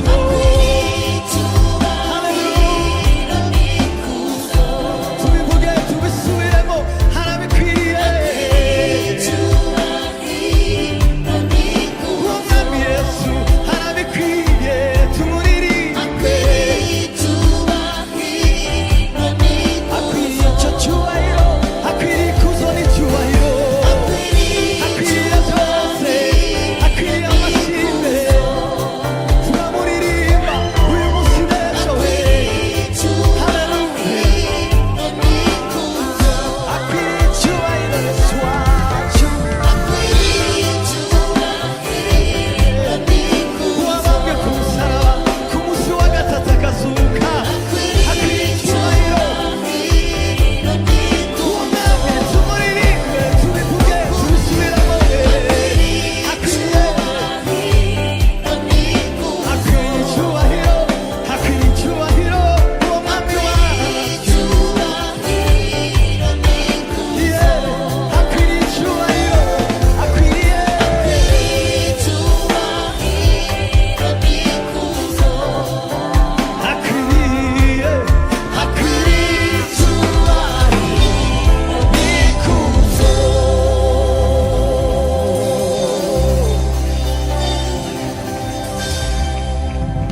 haleluya, umwami wacu akwiriye icyubahiro n'ikuzo. Mwami Yesu, turagushima, tuguha icyubahiro, turakunezerewe kuko uri Imana igira neza. Ijambo ryawe rirambwira neza ngo nituguma muri wowe, amagambo yawe akaguma muri twe, dusaba icyo dushaka cyose tuzagihabwa. Turi muri wowe mwami, kandi tuzaguma muri wowe papa.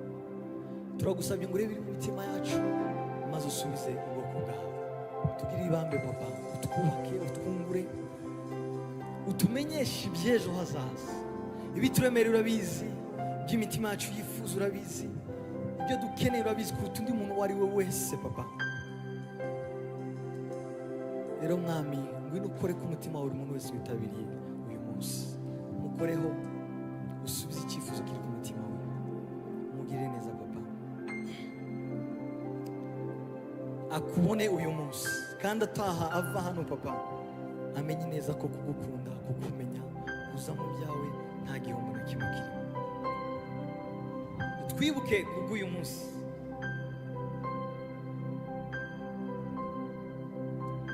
Dawidi yaravuze neza ngo mwami ungebuke undebe, natwe tukebuke papa, uturebe mwami, turebe n'amaso y'imbabazi, kugira ngo uyu munsi aya materaniro no fellowship tugire hano izaba amateka kuri twebwe kandi atazibagira. Ndagushimira,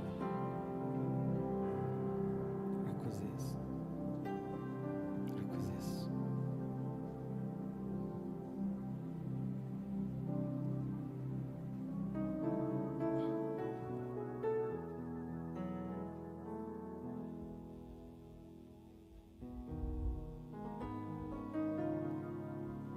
Ndagukunda Yesu. Imvugo yiwe ni ihame, ntegereje umunsi n'isaha, ubwo ari data wabivuze bizoshika. N'umugabo w'umunyakuri, ibihamya birahari iyo yuguruye nawe ushobora kugara imvugo yiwe ni ihame ntegereje umusibisa ugari data wabivuze bizoshika n'umugabo w'umunyakuri ibihamya birahari iyo yuguruye nawe ushobora kugara.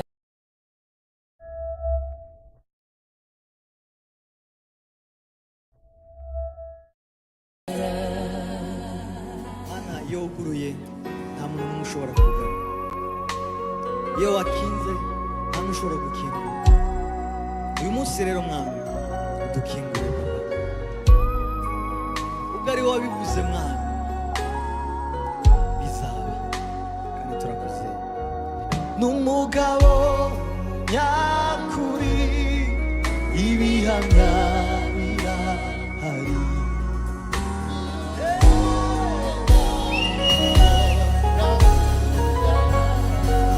imvugo yiwe ni ihame tegereza umusibisa ubwari data wabivuze bizoshika n'umugabo w'umunyakuri ibihamya birahari iyo yuguruye nawe ushobora kugara imvugo yiwe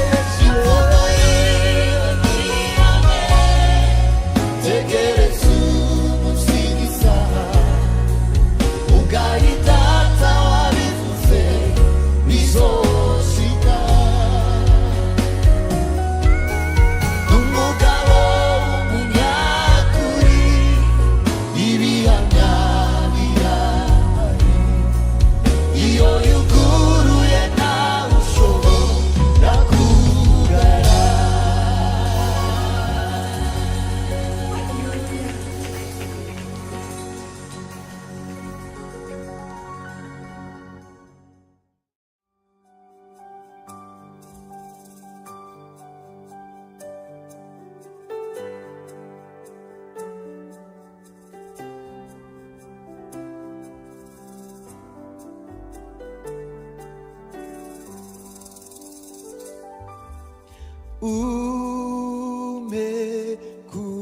Kukwegera mana yanje naho twafatanya umusaraba nagumya kwishima najya gusengani ume kukwegera mana yanjye ume kukwegera mana yanjye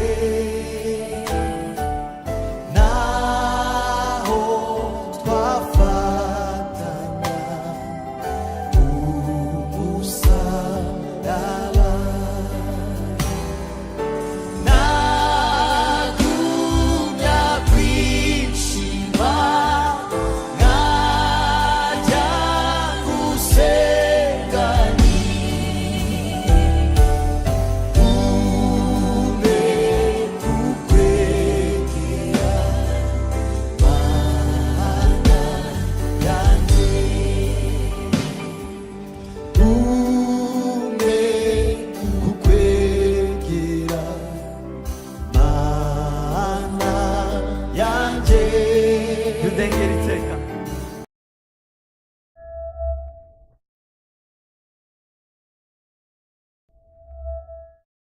jundengeriteka unge wizere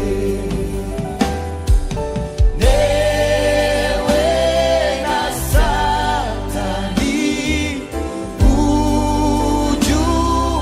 ujumbanirira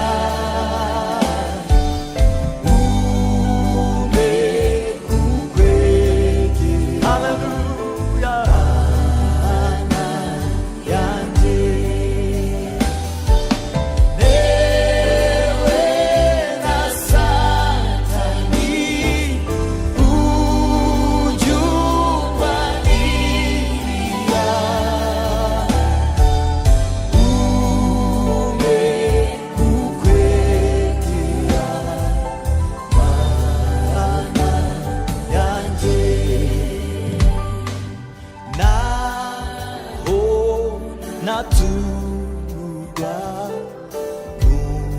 umwijima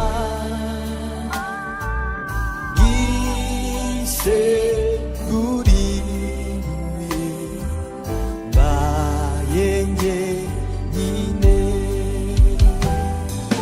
zabe na yako dotido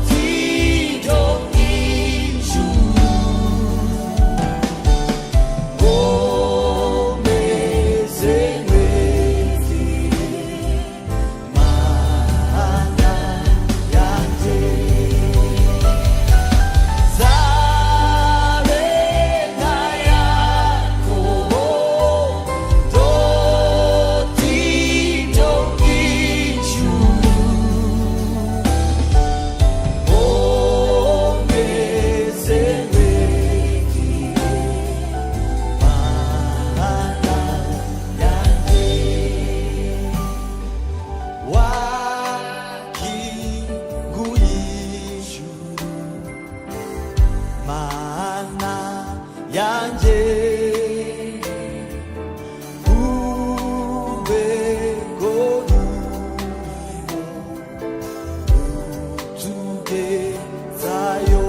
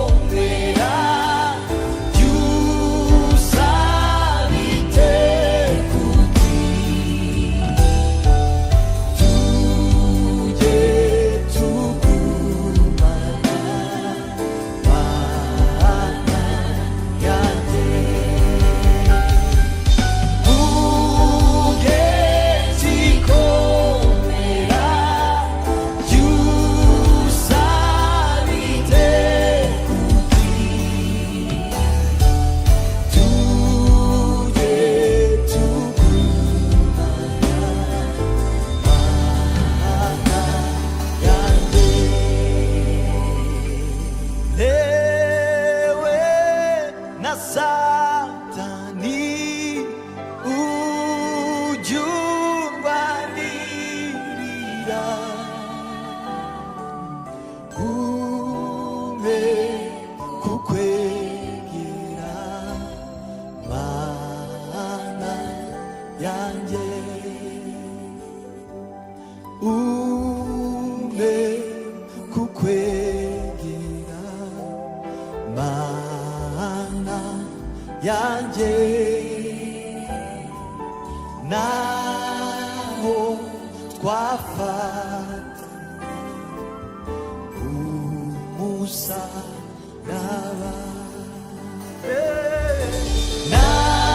nagumya kwishima najya gusengana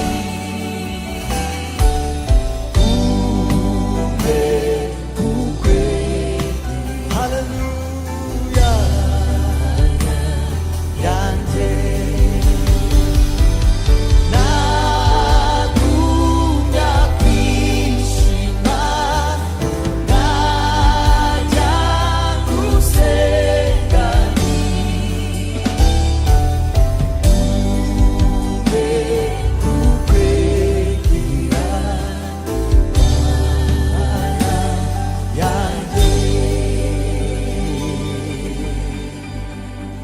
Hallelujah.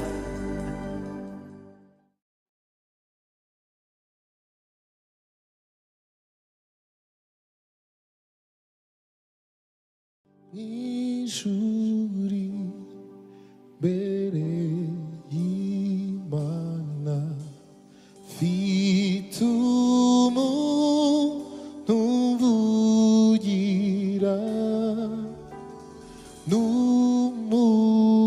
numukuru w'abatambyi kandi twarukundo mpamya yuko kw'izina ryanjye riri ku mutima we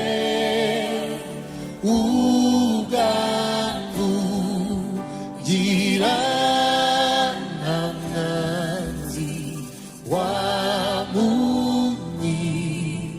wamunyirukana mpamya yuko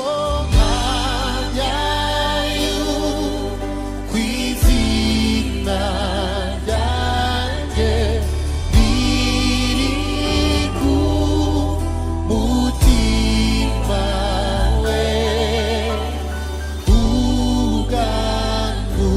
ubwangugira nta mwanzi wamunyirukana satani yanyibukije gukira nirwa kwanjye ashaka kunyiheresha byanumira mw'ijuru ndebayo mukiza wanjye wabinkuyeho byose kera yaramwongereye nuko sinzaribuka ndebayo mukiza wanjye wabinkuyeho byose kera yaramwongereye nuko sinzaribuka uwite kumucamanza ambonyeho amaraso ntaciru rubanza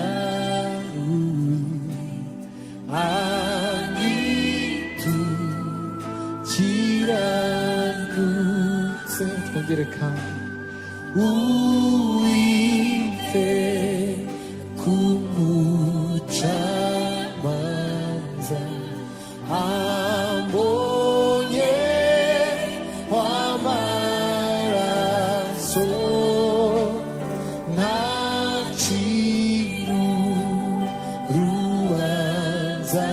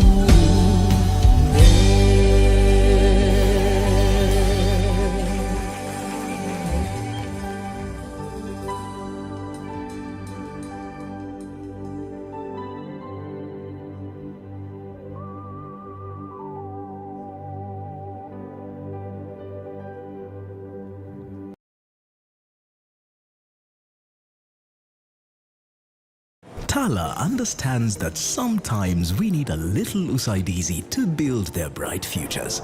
Madam, hakuna stock. The Chore Biashara needs a boost in order to grow. Or you need help to meet your daily needs. That's why, for close to 10 years, millions of Kenyans have trusted Tala to get them through everyday challenges. Jijenge na Tala. Try Pure Active, the #1 anti-pimple cleanser with salicylic acid and charcoal to reduce pimple-causing germs. Hallelujah to the Lamb. Korana mana sana pelani to the Lamb.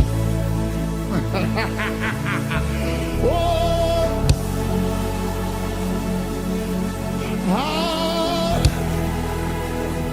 Shalana to the Lamb. Yeah, to the Lamb. Say, oh, go. Hallelujah. To the Lamb. Oh, Celia, na na na, Kodia, na na na. Say, oh, go, go. Hallelujah. To the Lamb. Lift your eyes and blessing, my God. Say, oh, God. Hallelujah. To the Lamb. Oh, Celia, na na na, Kalia, na na na na na. Say, oh, God. Hallelujah. Yes, sir. To the Lamb. Lift your eyes and bless it tonight.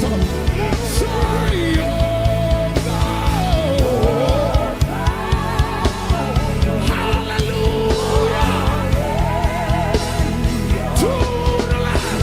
My God. Oh, Celia, na na na na, maranate. Say, oh, God. Hallelujah. To the Lamb. Can you lift your hands? Let the God prophesy. Somebody bless him tonight. Sasha. Celia, the beginning, the narrative. Hola, Coperiano, Seperiano. Oh, Celia, the community. And Toperiano, Natalia. Oh, Ecoperiano, Barasate. Oh, Temarano, Siama, Talamaya. Oh, Celia, Nanamaya, Toperiano. Say, oh, God. Lift it up. Control committees. And land control committees shall be appointed in each geographical constituency. That we are proposing, therefore, to have 290 land control committees. And Honorable Speaker, quite a number of these issues provided in this bill, we have had a robust discussion with the committee. There are some areas we have agreed to amend. There are some areas, obviously, with the engagement with the ISK, Institutional Surveyors of Kenya, and the other land sector players are going to be changed. But I want to move in the form it is, so that if there is an amendment, the chair will move with it accordingly. Honorable Speaker, it therefore proposes that we have a chairman, and that chairman, Honorable Speaker, shall be qualified to appoint for appointment if he's a holder of a degree from a university organized in Kenya, demonstrates knowledge of the culture, traditions, and dispute resolution mechanisms of the people living in the geographical area under the jurisdiction of the Land Control Committee. Honorable Speaker, it intends to retain the Deputy County Commissioner as a member. We have had a discussion at length with the committee, and therefore the proposal to include sub-county administrator has been dropped for purposes of increasing local representation. Then it has two persons one being a man and one a woman, aged 60 years and above, for purposes of institutional memory. Honorable Speaker, many of us who have grown up in the rural areas where cultural land is, whenever there's any dispute of any nature, you don't call a 14-year-old boy or girl to come and arbitrate.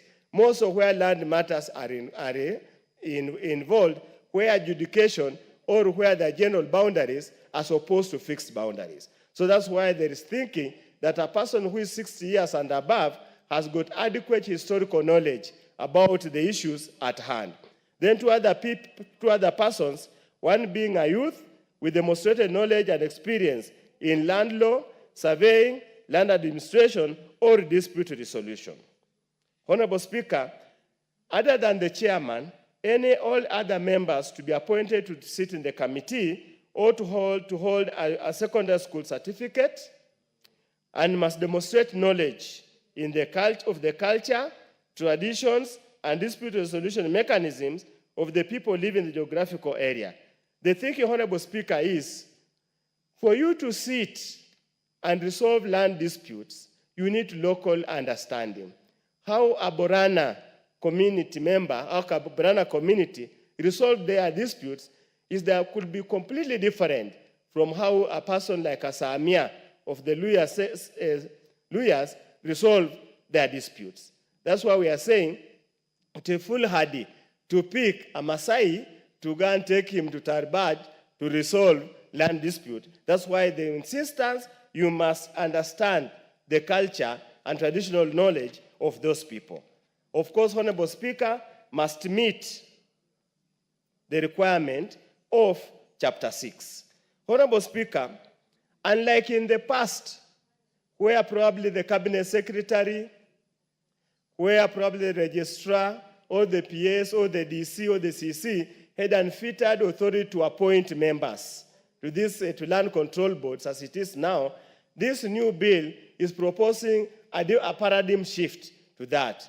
And the paradigm shift, Honorable Speaker, we want to form a committee, to form a selection committee comprising of the DCC, a person nominated by constituents office, a person representing persons living with disability, two persons, one being a woman and one man, representing the business community. And therefore, the selection committee, Honorable Speaker, shall advertise the vacancies within 7 days of the constitution of the panel, shortlist applicants on the basis of merit, interview the shortlisted applicants in an open forum, and submit the results of the interview to the Chief Land Registrar for appointment. So that's a paradigm shift, and we are saying, Honorable Speaker, in the appointment of members of the Land Control Committee, gender issue, gender balance must be achieved. We say so, Honorable Speaker, because in many rural areas, the men might own the land. The title might be registered in the land. But it's the women who till the land. It's the women who cultivate the land. And in the event of any death, the women who suffer the most in terms of disinheritance and being disengaged from their property. Honorable Speaker, the rest is just issues concerning the issues how to retire, how to go. Honorable Speaker, Clause 9 of the bill lays down the functions of the Land Control Committee. Lays down the function of the Land Control Committee, and to avoid wasting time, I'll just pick a few, Honorable Speaker, as probably carried over from the old bill and as reorganized to meet the provision of the new constitution. Is to review and grant consent to any sale, charge, transfer, grant, exchange for value or no value, lease, assignment, grant of easement, or right of way in relation to agricultural land. Honorable Speaker, we are also proposing to review any dealings in land referred to it by the Chief Registrar. Settle any land dispute referred to it by willing parties pursuant to Article 60 and Article 159(2) of the Constitution of Kenya. Here again, Honorable Speaker, if you go to any court registry, we have so many pending court cases because of land issues. We are saying it is possible with the local knowledge, and many of the disputes could be so mundane, could be so basic that it requires local solutions. So that's why we are saying, whenever our parties to any dispute over land, instead, before going to court, they could easily walk to the Land Control Committee and ask the committee members, listen to our case, arbitrate us, so that we do not have to waste a lot of time and money going into the courts. I'm also proposing, Honorable Speaker, that the committee can also be granted powers to undertake fact-finding and evidence gathering in matters covered under the law of succession, the Environment and Law Court Act, the Land Registration Act, the National Land Commission Act, and the Land Act, upon request of the parties or the respective courts. Honorable Speaker, Part 3 simply deals with the procedures. And these procedures, Honorable Speaker, is now the biggest improvement on the old archaic law. Here we are now modernizing, we are farming it up or matching up with the requirements of the Constitution. We are saying a party to any transaction shall file the documentation with the Land Control Committee. In filing the documentation, these are the necessary and mandatory documentations. A copy of the agreement of the control transaction for which the consent is sought.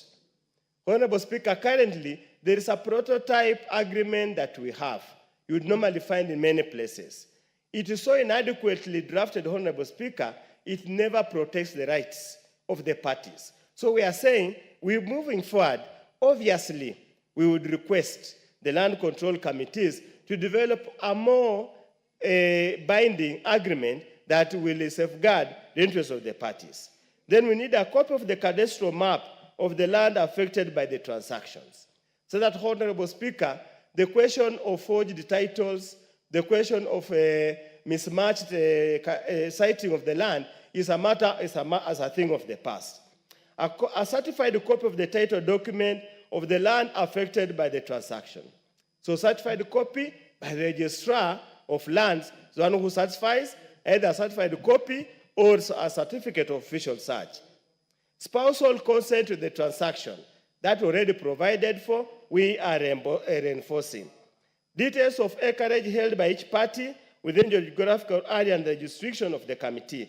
Even though that particular requirement, Honorable Speaker, the Committee of Lands was a bit uncomfortable with it, it's a matter that we shall deliberate. The land control shall maintain a register of all the applications in the prescribed form, physically and electronically, so that at any given time, Honorable Speaker, any interested party can go over and pick. That's why we are saying, avail the register for inspection by members of the public, subject to any prescribed fee upon application and any other condition that may be set by the Cabinet Secretary. A novel improvement or introduction to the spectrum is, Honorable Speaker, is transparency and accountability. That's why under Clause 12, Honorable Speaker, we are saying that the Secretary of the Land Control Committee shall publish at least 14 days before the date of a review hearing the list of all applications. Honorable Speaker, as we stand today, those of you who go in the villages, you hear, as the MPs, even the leaders, there are so many disputes that yes, the Land Control Board gave consent. I was not aware that there have been the request for consent had been filed. So, Honorable Speaker, we are saying the notice must be published at the offices of the Chief Land Registrar or the representative of the county level, at the constituency office of the area member of parliament, at the area chief's office within the constituency, and the sub-county website. So, Honorable Speaker, I know the issue of website will be progressive, but that's the thinking as we go along. And we are saying any member of the public, whether interested or not, may file an objection to any application before the Land Control Committee in the prescribed form. And we are saying, Honorable Speaker, we are proposing that further it must be open. And that's why we are saying, Honorable Speaker,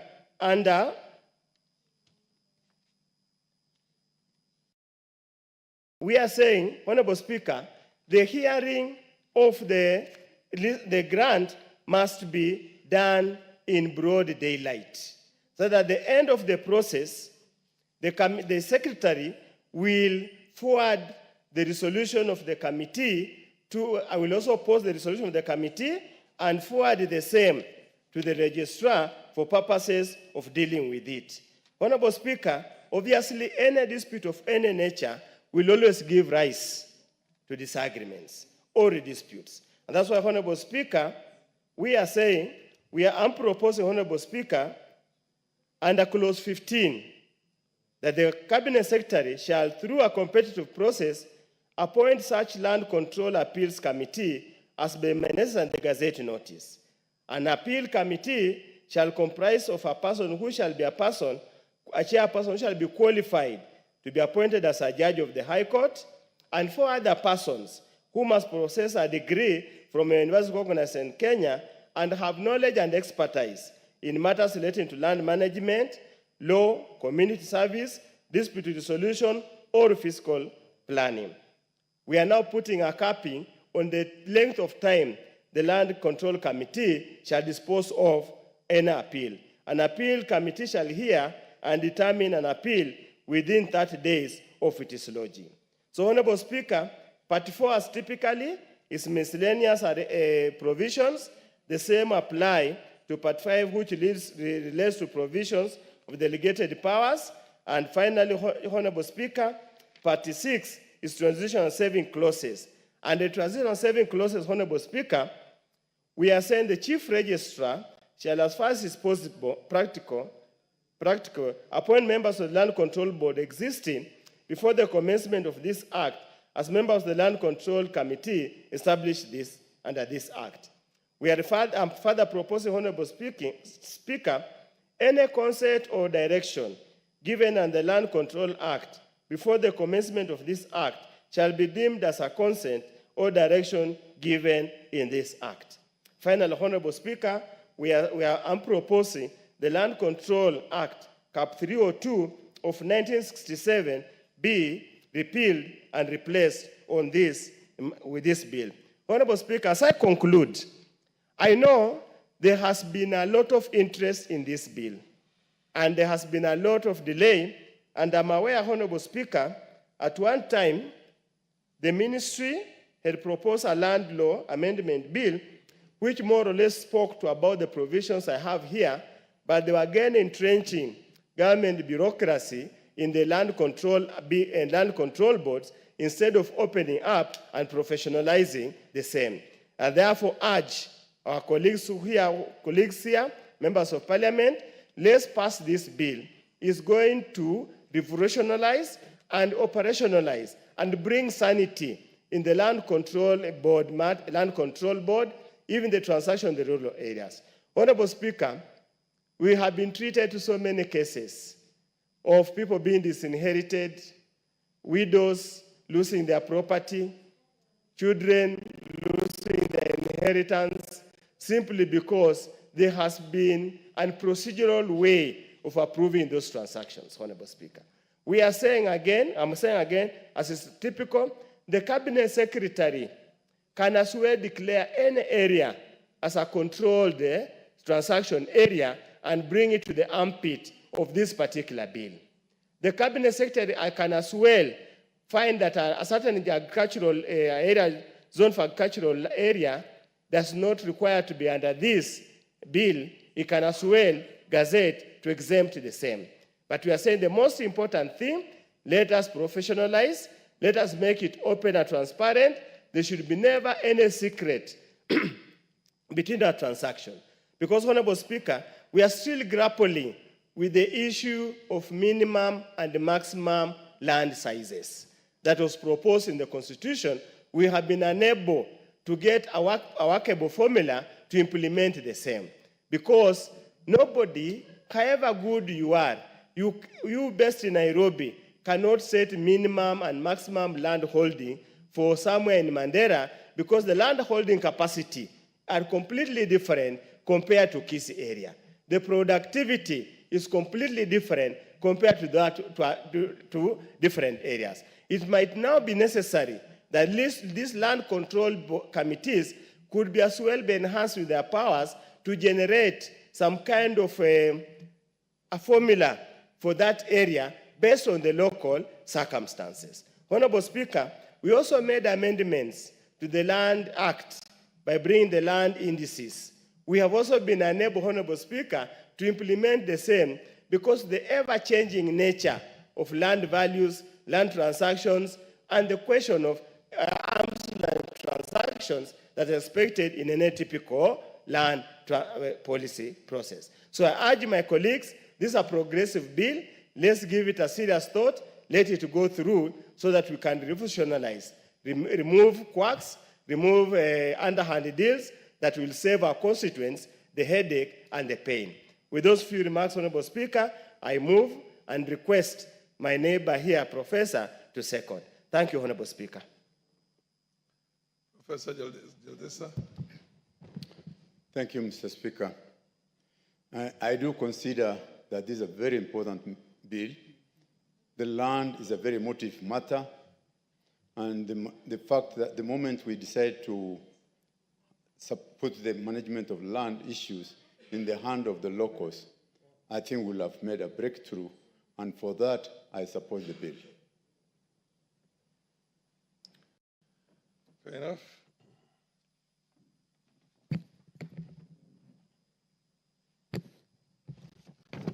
Honorable members, I now propose a question that the Land Control Bill, National Assembly, Bill number 39 of 2023, be now read a second time.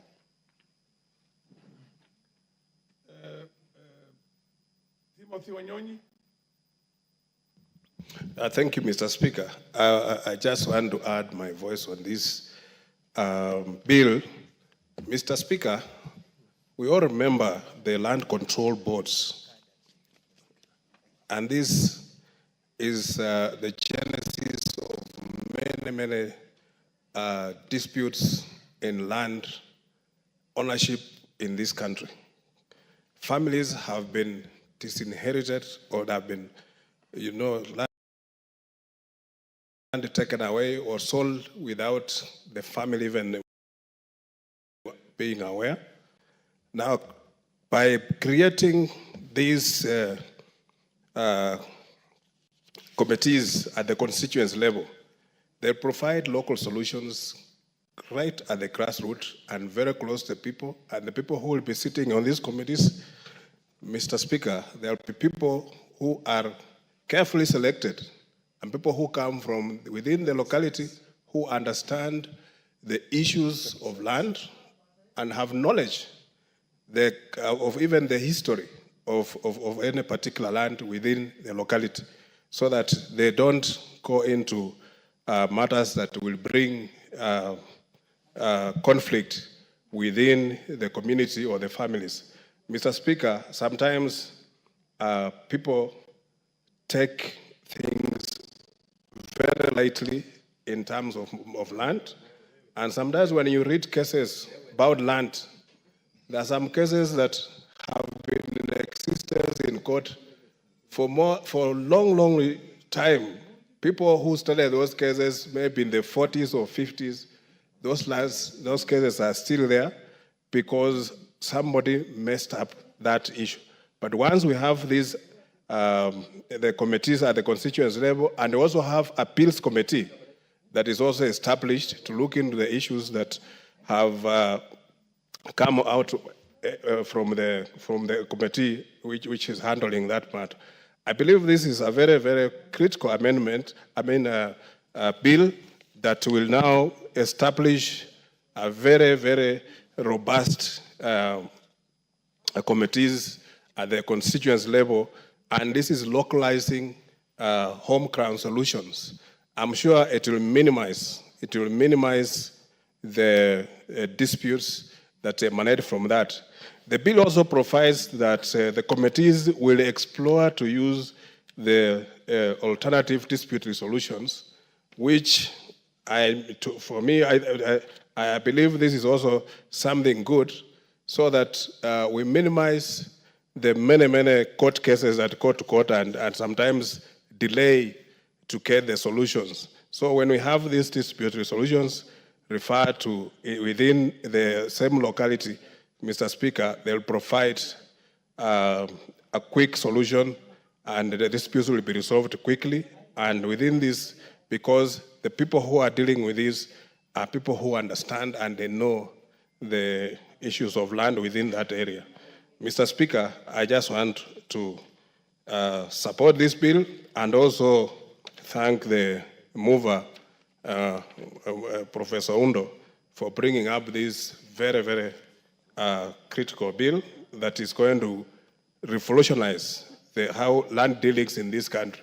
The land ownership, Mr. Speaker, if you go to the villages, our agricultural land is being split into small and economic values that cannot be used. You find now people have gone and taking our agricultural land that is now being split into small plots and sold out. And this is going to create, our food security will become, it will become in danger if we don't control, if this is not controlled and managed well. Mr. Speaker, I want to support. Thank you very much. Honorable Eva Barra. Thank you very much, Mr. Speaker. And at onset, let me thank Honorable Oundo for this very elaborate explanation on what this is all about. And of course, we all know that this is his forte. This is his area of specialization. So thank you very much, Mr. Oundo. He has mentioned that the principal object of this bill is to repeal and replace the Land Control Act Cap 302 to align with the current governing dealings in agricultural land with the provisions of the Constitution of Kenya 2010. Mr. Speaker, the main issue here that has come up that I understand is on the Land Control Board. Mr. Speaker, we are proposing here that we replace the Land Control Boards with the Land Control Committee. The most important thing is the composition, Mr. Speaker. Mr. Speaker, we are aware that land in our own community setup has been an emotive issue. People have been killed because of land issues. But now we are proposing that the Land Committee must comprise of people who come from those areas, people who understand the environment, people who understand the language and the cultures of that community, so that when issues of disputes come up, then they are able to resolve them very easily. Mr. Speaker, in the bill, we can see that he has also proposed appeals mechanism, which is a good thing, and there is a procedure to be followed in this appeals mechanism. Mr. Speaker, he's also come up with a critical issue that has been missed by many committees, and this is the gender balance. He's saying that the gender balance must be adhered to.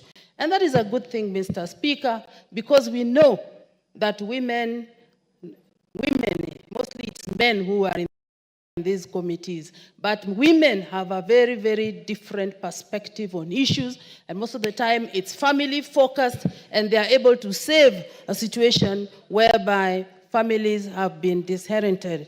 Mr. Speaker, this bill will take care of all the previous ills that we have seen, and Mr. Speaker, without favoritism. Mr. Speaker, we are aware that previously what we have seen in these communities is blatant theft of land that has been stolen from families, that's probably been sold by the head of the family without the knowledge of those families, the wives and the children of those families.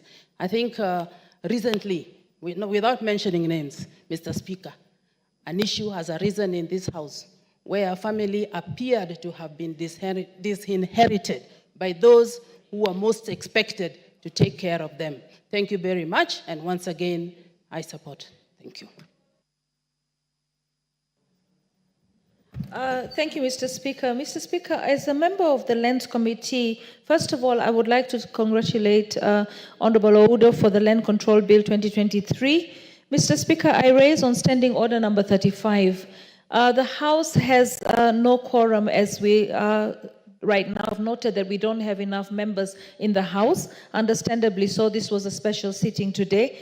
And because we don't have quorum and the matters are quite weighty, the land control bill would require a lot of people to be whipped to be here so that we can discuss it effectively and give justice to the bill.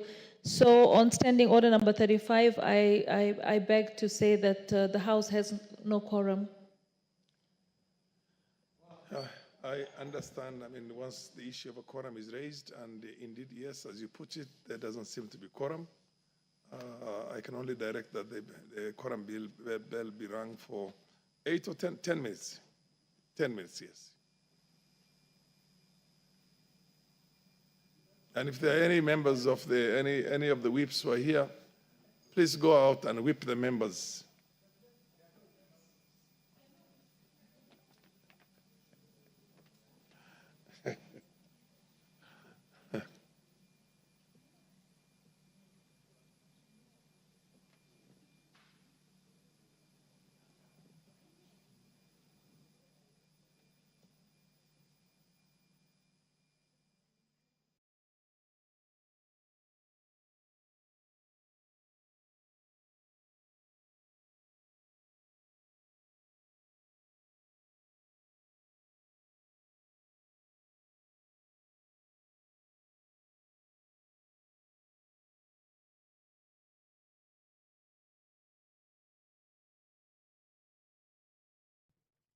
Dear viewers, the quorum bell at the National Assembly is now on ring mode after the Speaker, currently presiding over the business of the National Assembly, directed that the quorum bell be rung for 10 minutes.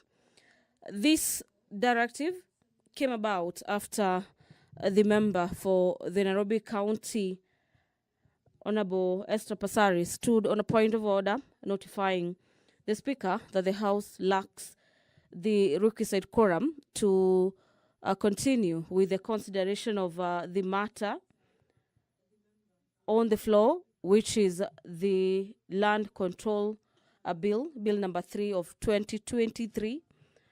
And to that effect, the Speaker, Honorable Farah Maalim, directed the Sergeant at Arms to ring the quorum bell for 10 minutes so that members can be whipped back into the chamber to necessitate the aspect of the House being properly curated to continue with this matter that the House was deliberating just before the issue of quorum was raised. And this notification on matters quorum was raised pursuant to Standing Orders number 35 on matters quorum.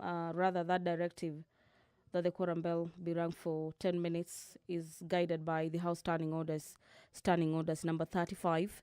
And upon the lapse of the 10 minutes allocated by the Speaker, the Standing Orders yet again guides the Speaker on matters to do with quorum, where the Speaker is, to his discretion, equally empowered to give an extra 5 minutes or adjourn the House sitting until when next the House will be sitting. Remember, upon the rise of the House this evening or this afternoon, the National Assembly is set to commence a short recess, this being about 2 weeks recess from today to the 15th of November 2024 at 2:30 p.m. The notification of recess is from the 22nd of October to the 4th of November, and so the House, upon the rise this evening, is going to resume its regular sittings on the 5th of November this year. But dear viewers, away from that, the Land Control Bill number 3 of the year 2023 is a bill that is seeking to repeal and replace the Land Control Act Cap number 302 to align the law governing dealings in the agricultural land with the provisions of the Constitution of Kenya 2010, the Environment and Land Court Act of 2011, and the Land Registration Act of number 2012 and the Land Act of 2012. Before the quorum bell was rung, members of the National Assembly currently present in the chamber were contributing to the report by the committee in regards to the Land Control Bill, where they gave insights as to why the land ownership in the country ought to be streamlined. And they were calling for members to go actually over the call for duty and ensure that the legitimate landowners in the country do not have to fight for their property through the courts or other avenues, and that the House should streamline matters to do with land ownership in the country to equally reduce cases where the court will be dealing with court cases as a result of the emotive land issues in the country. The principal objective of this bill is, besides repealing and replacing the land cap of 302, the bill is proposing the establishment of the land control committees in each constituencies to replace the current land control boards. The land control committees are to comprise of persons drawn from within the locality who will be serving their conversant with the traditions, customs, and the way of life of communities surrounding them in their areas. According to the mover of this bill, this is a bill, our dear viewers, sponsored by Honorable Member of Parliament, Honorable Wilberforce Ondo. And in this bill, he has specified that when these are done, when things are put in place in regards to matters land ownership in the country, this will enable each proposed transaction to be reviewed properly and soberly with a view of ensuring that there is proper utilization of agricultural land, and this is for the benefit of all. It is additionally proposed that the land control committees do develop the use of alternative dispute resolution mechanisms in their operations, and that they do undertake evidence gathering and fact-finding on the request of parties and the courts in matters relating to land and land use.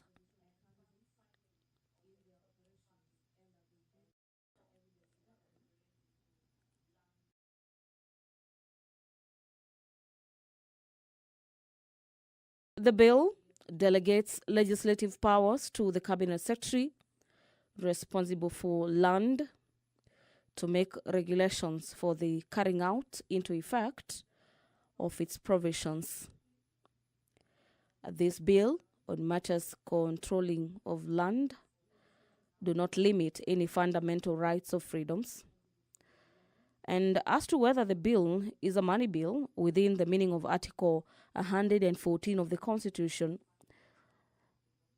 the enactment of this bill will occasion expenditure of public funds.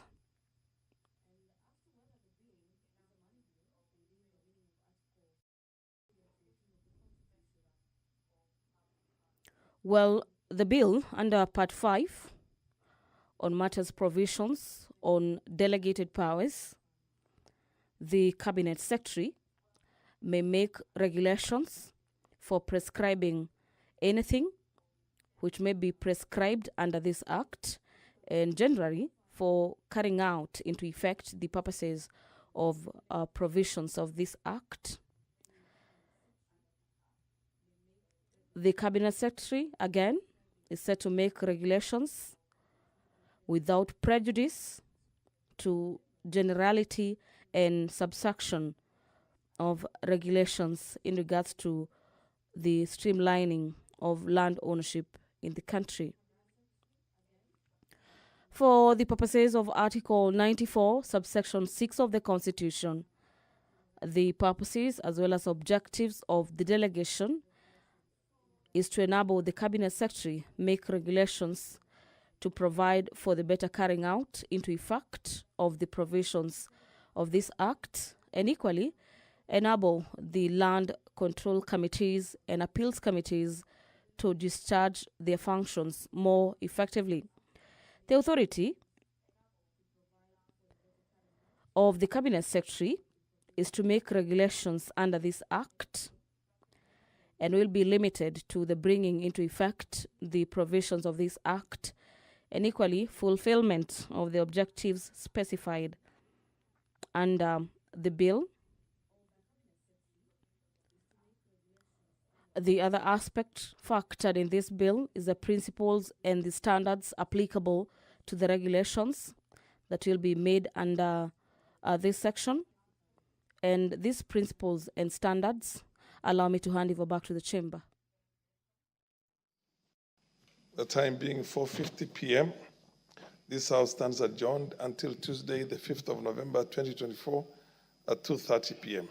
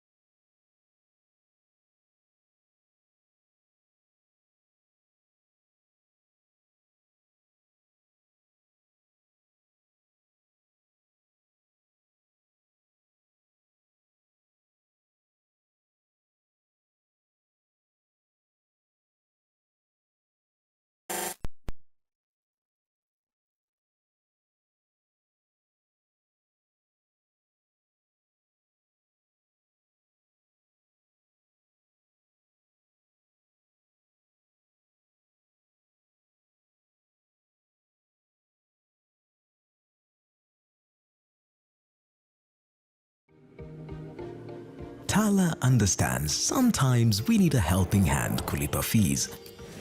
For close to 10 years, millions of Kenyans like Baba Sarah have trusted us to help them build brighter futures. Jijenge na Tala. New Superstay Skin Tint.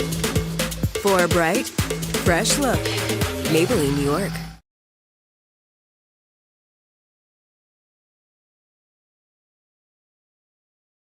Hello and welcome.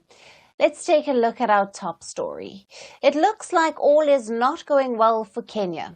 Along with public anger against the high cost of living and political turmoil within the William Ruto government, the East African country is also facing opposition against its first nuclear power plant.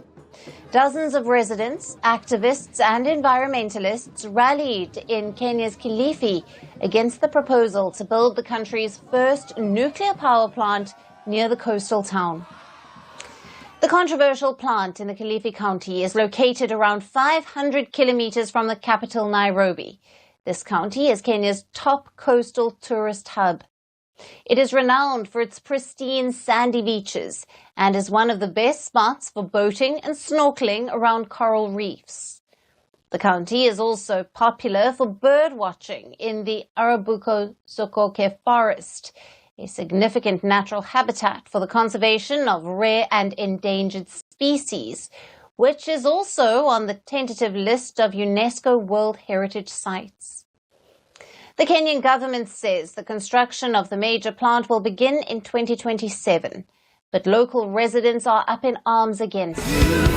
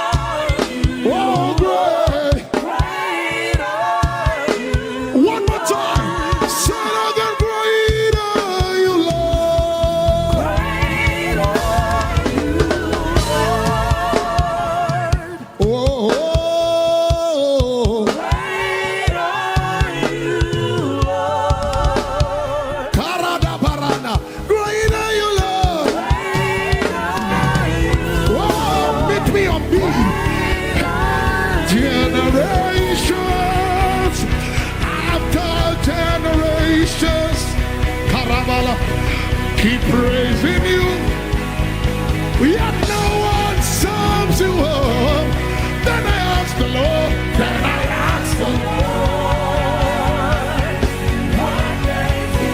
say, and it's on you. Ay, ay, ay, ay, ay, ay, ay. Ekoperana, say generations.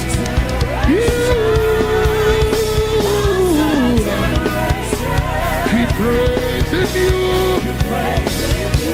You know what? Then I asked the Lord, what name? And he said, yeah, you will not forever change. You are the Lord. I am. You remain. Lift it up. You will never. You will never change. You are the Lord. You remain the same. Somebody say you will never.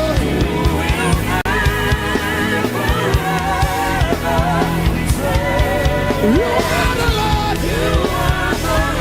You remain the same. What he said about your life will come to pass. You will.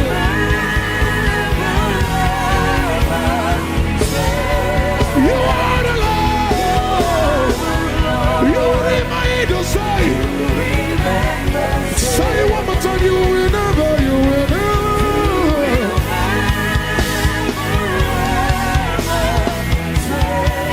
You are the Lord.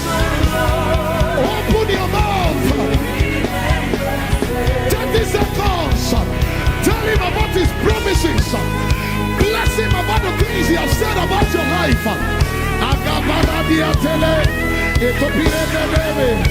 Osaka.